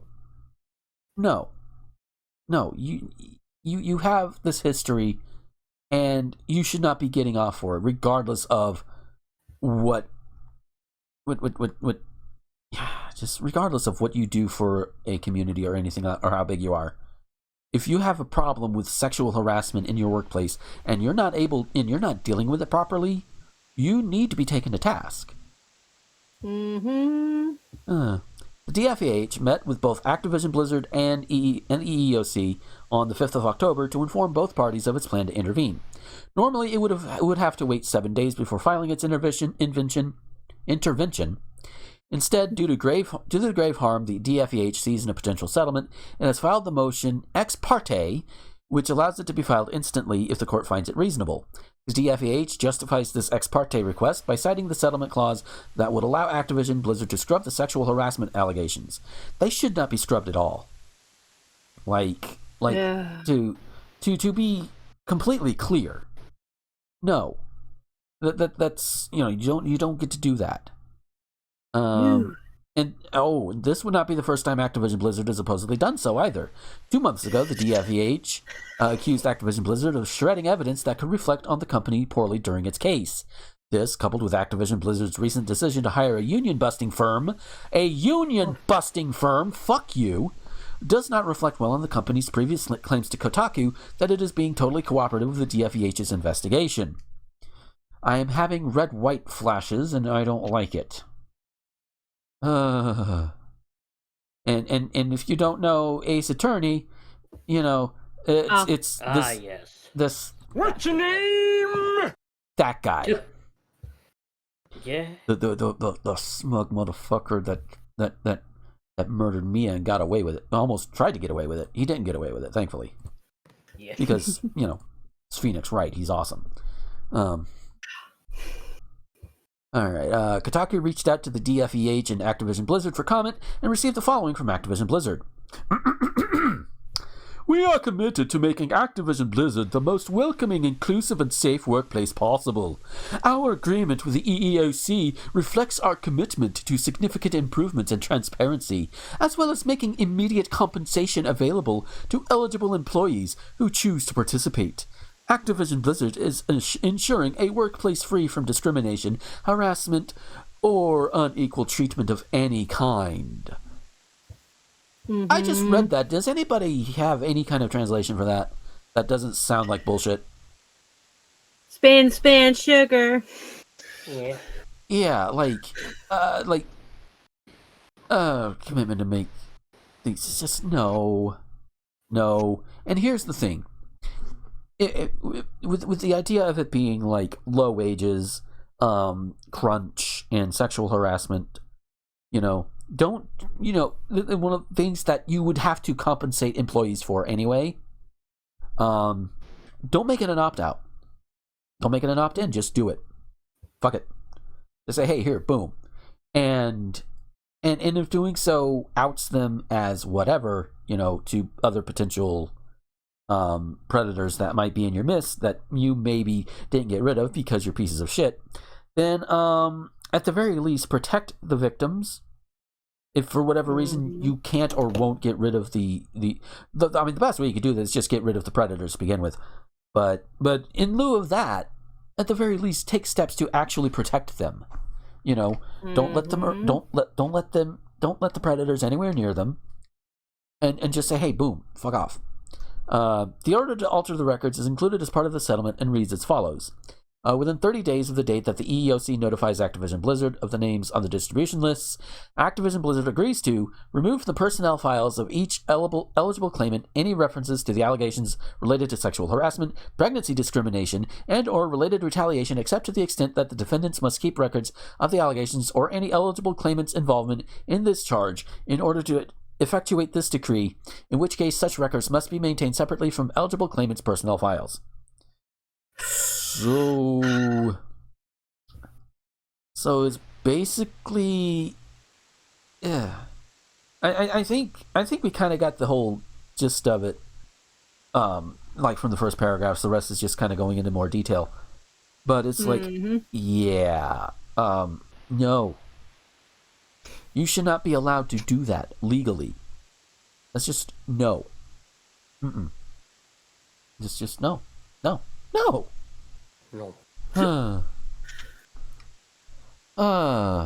So any of y'all got any thoughts you want to add on to this? Don't be a shitbag. Pay your taxes. Yeah. Glad I don't support Activision or Blizzard. Yeah, same. Like I bought Overwatch back in the day, and I have not even opened it. I don't even know if it's still installed on my computer at the moment, and I have not touched it. So, and I will not knowingly support them. Yeah, I did get Overwatch, but, back in 2017, but I never got the chance to play it, and, knowing what I know about that company, I'm not going to do it. Yeah. It's just, I mean, in the end, yes, one can even argue, well, they already have your money for Overwatch, but it's like, that's not the point. It's the principle of the matter. Yeah, even if I like the designs of the characters, I mean, my fucking morals are more important. Yeah, it's like I love playing as Junkrat, but sorry. Yeah. I want to know what moron of a judge signed off on such a settlement anyway. Probably a conservative one. Yeah, most likely. Probably, yes. Yeah. Yeah. So. We got our final news story, and like I said, it's more triumphant one. It's a really good. It's good. It's in the title. We had a thing we wanted to talk about. Oh, right. Thank you. Go ahead. Ricky, do you want to take it? Yeah, I don't know if the people outside of America outside of Britain have been following this, but we've had a bunch of what should we call them, Michelle? Eco-protesters. Yeah, that's fair. I mean, I don't think they even mind that type. Yeah. They call themselves Insulate Britain, and they've decided the way to try and get what they want is to sit themselves in the middle of the busiest highways we have in this country and cause massive traffic jams. Oh, no. Up to and including blocking an ambulance. Oh, yes. Is that part of the things that like James Corden was a part of or something? I don't No, think I so. don't. This is more recent. This is a lot more recent. This is like in the past couple of weeks they've been doing this. Okay. Yeah, They're yeah, associated.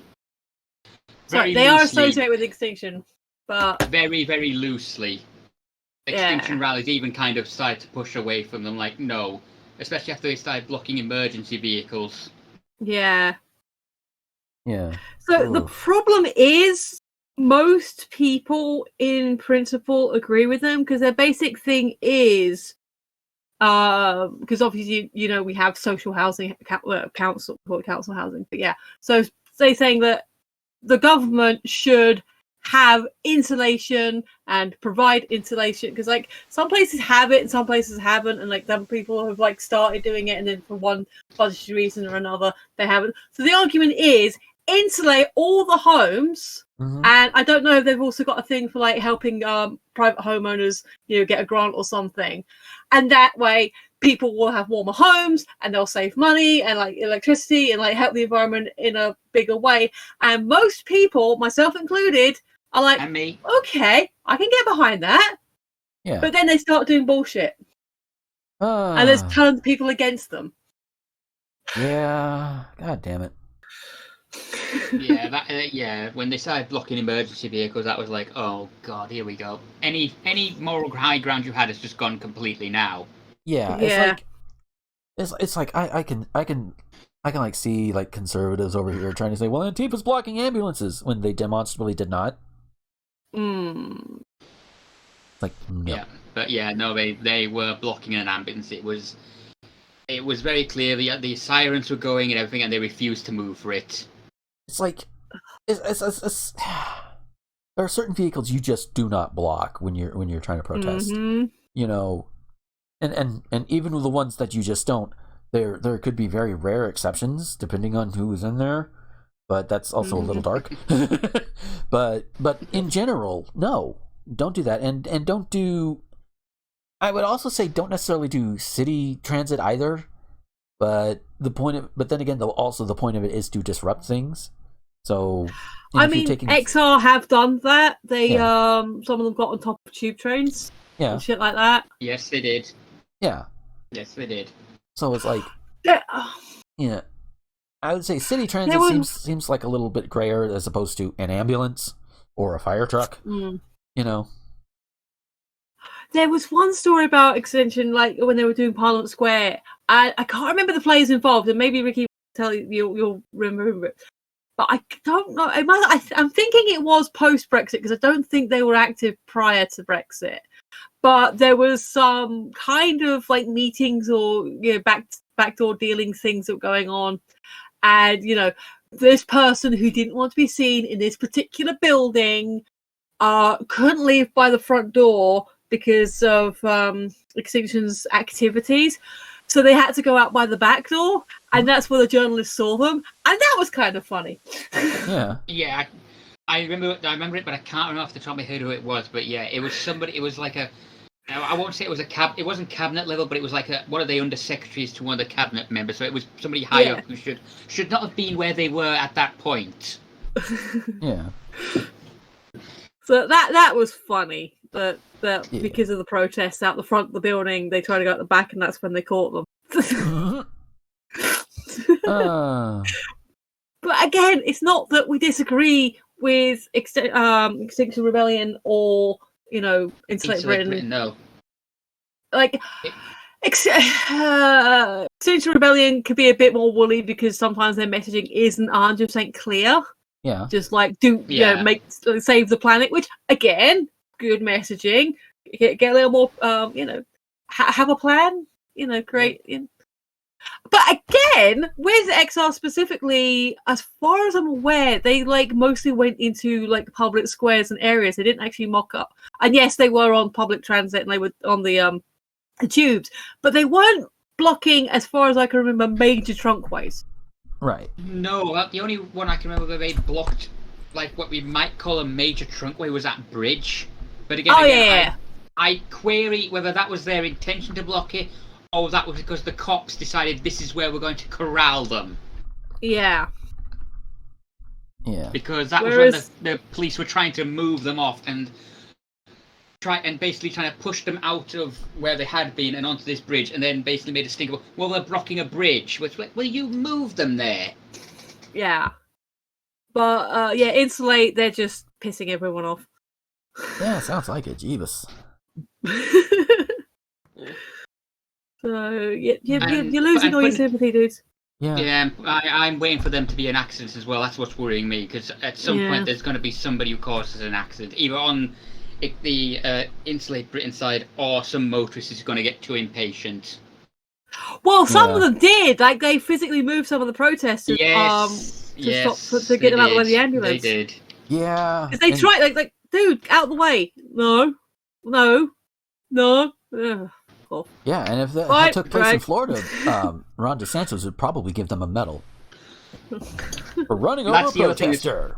That's the other thing that's worrying me, because I guarantee you that Itch Patel is going to use this to try to push through some serious, nasty powers for the police. Oh, did you see that that protester outside the party conference?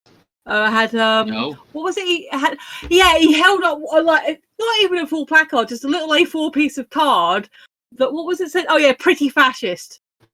And he and he was arrested. He was unarrested. They dropped the charges and everything. But you know, it was just him, his bit of card. They took his thing off. So, have my property back, please. No, they bundled him in a van.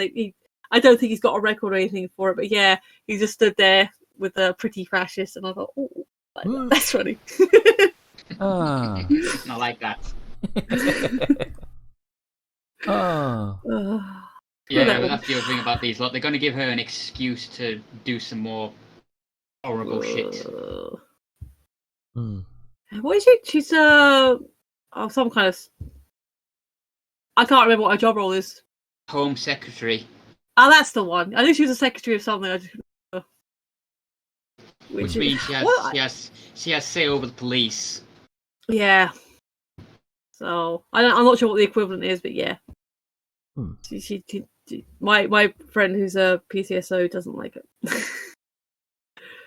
But and the thing is, like, again, just like slightly broadly more with the especially the party conference and this whole leveling up speech that Boris did. It's like this just like fuck off. Tories have been in power how long? Over a decade now, and it's still saying, "Well, this hasn't happened. This happened." It's your team. Oops. Gee, it's almost like once conservatives get power, they don't care about anything else. It doesn't help that the Labour can't get their messaging straight, and people didn't like Corbyn, which fair enough. Sakir has got a bit more about him, but he's not really had a chance to really show what he can do. Yeah. It's almost like the conservatives bully their way into power, hold on to it as whatever means necessary, up to and including outright cheating, and then the more liberal, you know, in comparison, depending on what your country, what your definition of liberal is. Probably more liberal than yours. Yeah. You know, also, you have some members of the more liberal party try to do something, but they're stopped by either incompetence, cowardice, or money. Yeah. Gee, that sounds a lot familiar, doesn't it, Scully? The Republicans are bullies and the Democrats are cowards. Yep. In general. Yeah. I know there are some Democrats like AOC who are not quite the norm, who are better than the norm, but in general, yeah. Speaking of Republicans, before before I do that, do you have any you want to add on this one, Scully, before we move on? No, I think you got it covered. All right. So speaking of Republicans, a while back, a Twitter account called Patriot Takes, which it's one of those that makes fun of the super patriotic Republicans. You know, like, I love America, but I also run a sex ring. Hi, Matt Gaetz.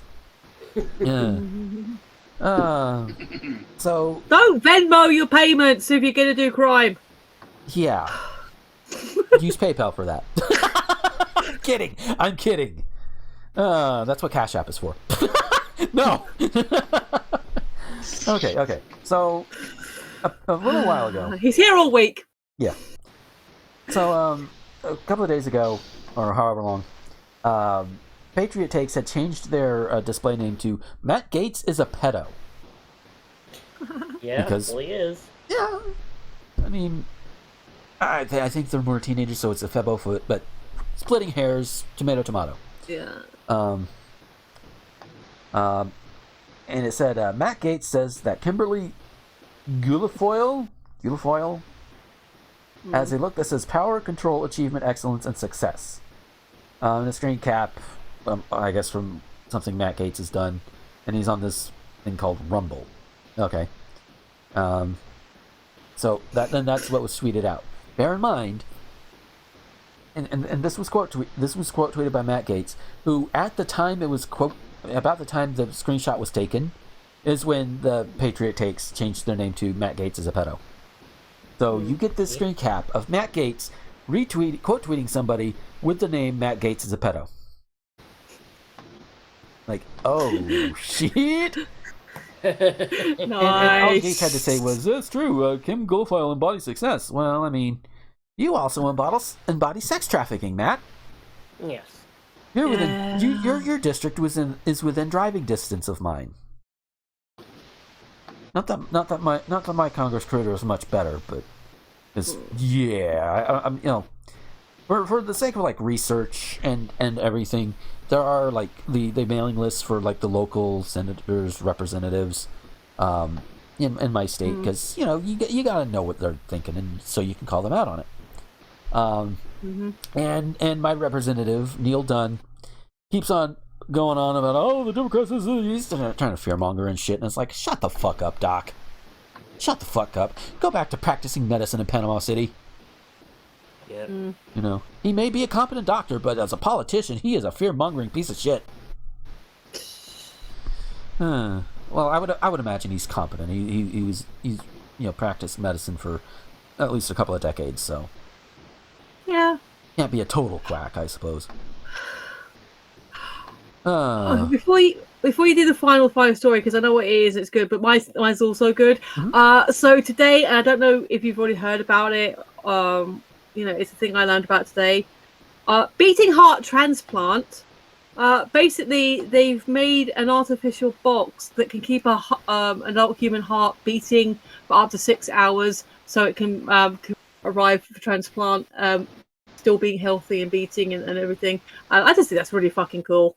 Oh. Hell yeah! Hell yeah! Heart in a box, or beating heart technology, is an experimental heart transplant organ preservation system.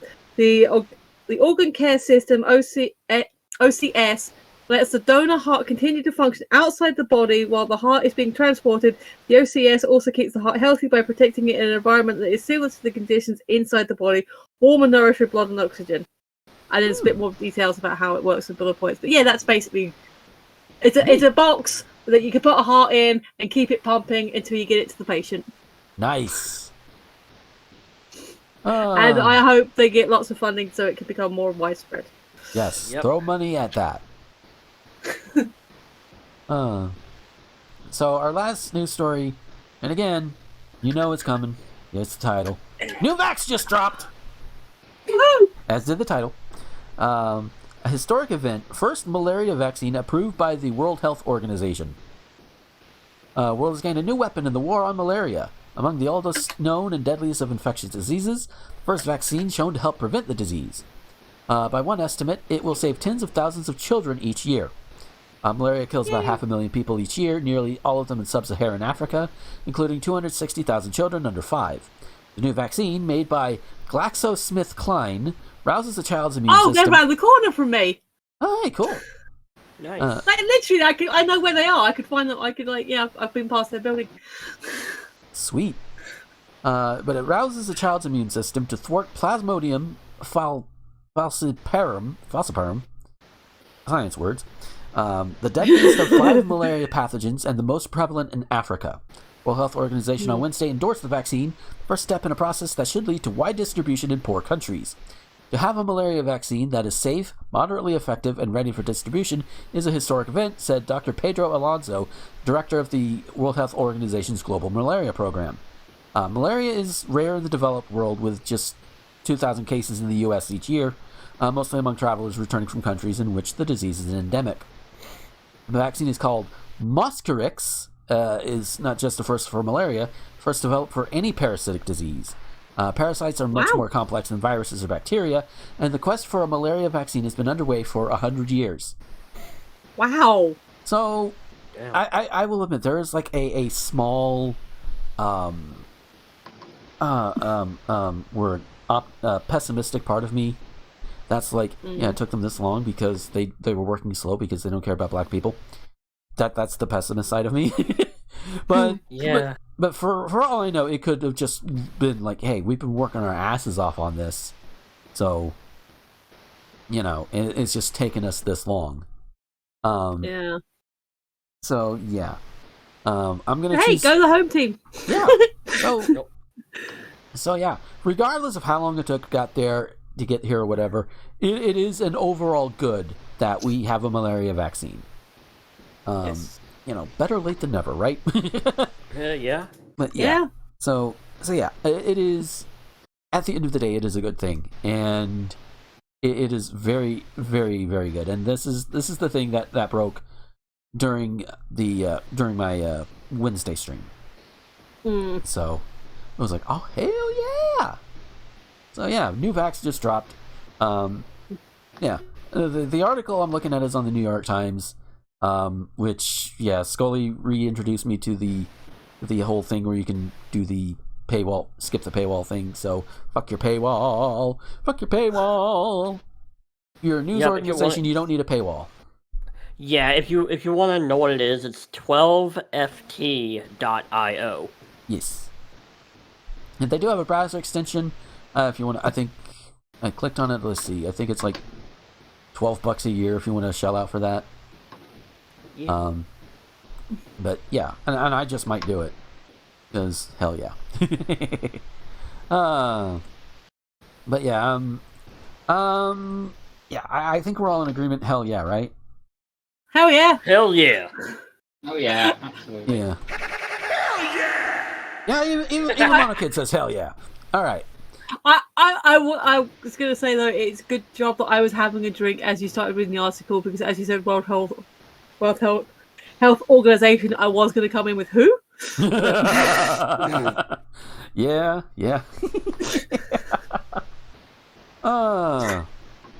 So yeah. With that said, we're definitely running long, but that's okay. Yeah. As long as it's good and it flows well. Yeah, it's a good show. It's been a while. Yeah, been a while. Yep. So with that, we are going to go ahead and get out of here for this episode. Thank you so much for listening and watching. Ricky, thanks for coming on again. It is a delight to have you on. Yay! Thank you. Yeah. So we'll actually start It's fun to be on. Yeah. So we'll actually start the outro with you, Ricky. Where can we find you on the internet? You can find me mainly on fanfiction.net, where I will, hopefully now things have settled down in my personal life, be starting to post stuff again soon. There are stuff written, I just need to get it posted. There you go. Cool. All right, Scully, where can we find you? I have a link tree. It's linktr.ee/Scolipendra. And Michelle? Link tr.ee/Phoenix11 PHEONIX11. Awesome. And of course, I have my own link tree, linktr.ee/Gomer21XX. That's for all of my social medias, my public pages, Patreon, and I think even the Cash App link is in there as well. All that really good shit. And of course, as far as I know, the promo code, I haven't been pushing it very often because I haven't been sure. But as far as I know, the promo code for Mel's Etsy shop, which should be in the doobly-doo, Gomer10 for 10% off any mask. I think it goes beyond that. I don't know, but yeah, you just try that. You'll get 10% off, and I get a little kickback too. So yeah. Thank you again. Thank you guys so much for coming out. If you're on live stream, if you're listening on your podcaster, thanks for listening, watching, all of that good stuff. And we will catch you next time. So until then, this is Gomer, the Ranting Thespian, with Michelle, Scolipendra, and Ricky. Signing off. Bye. Later. Bye.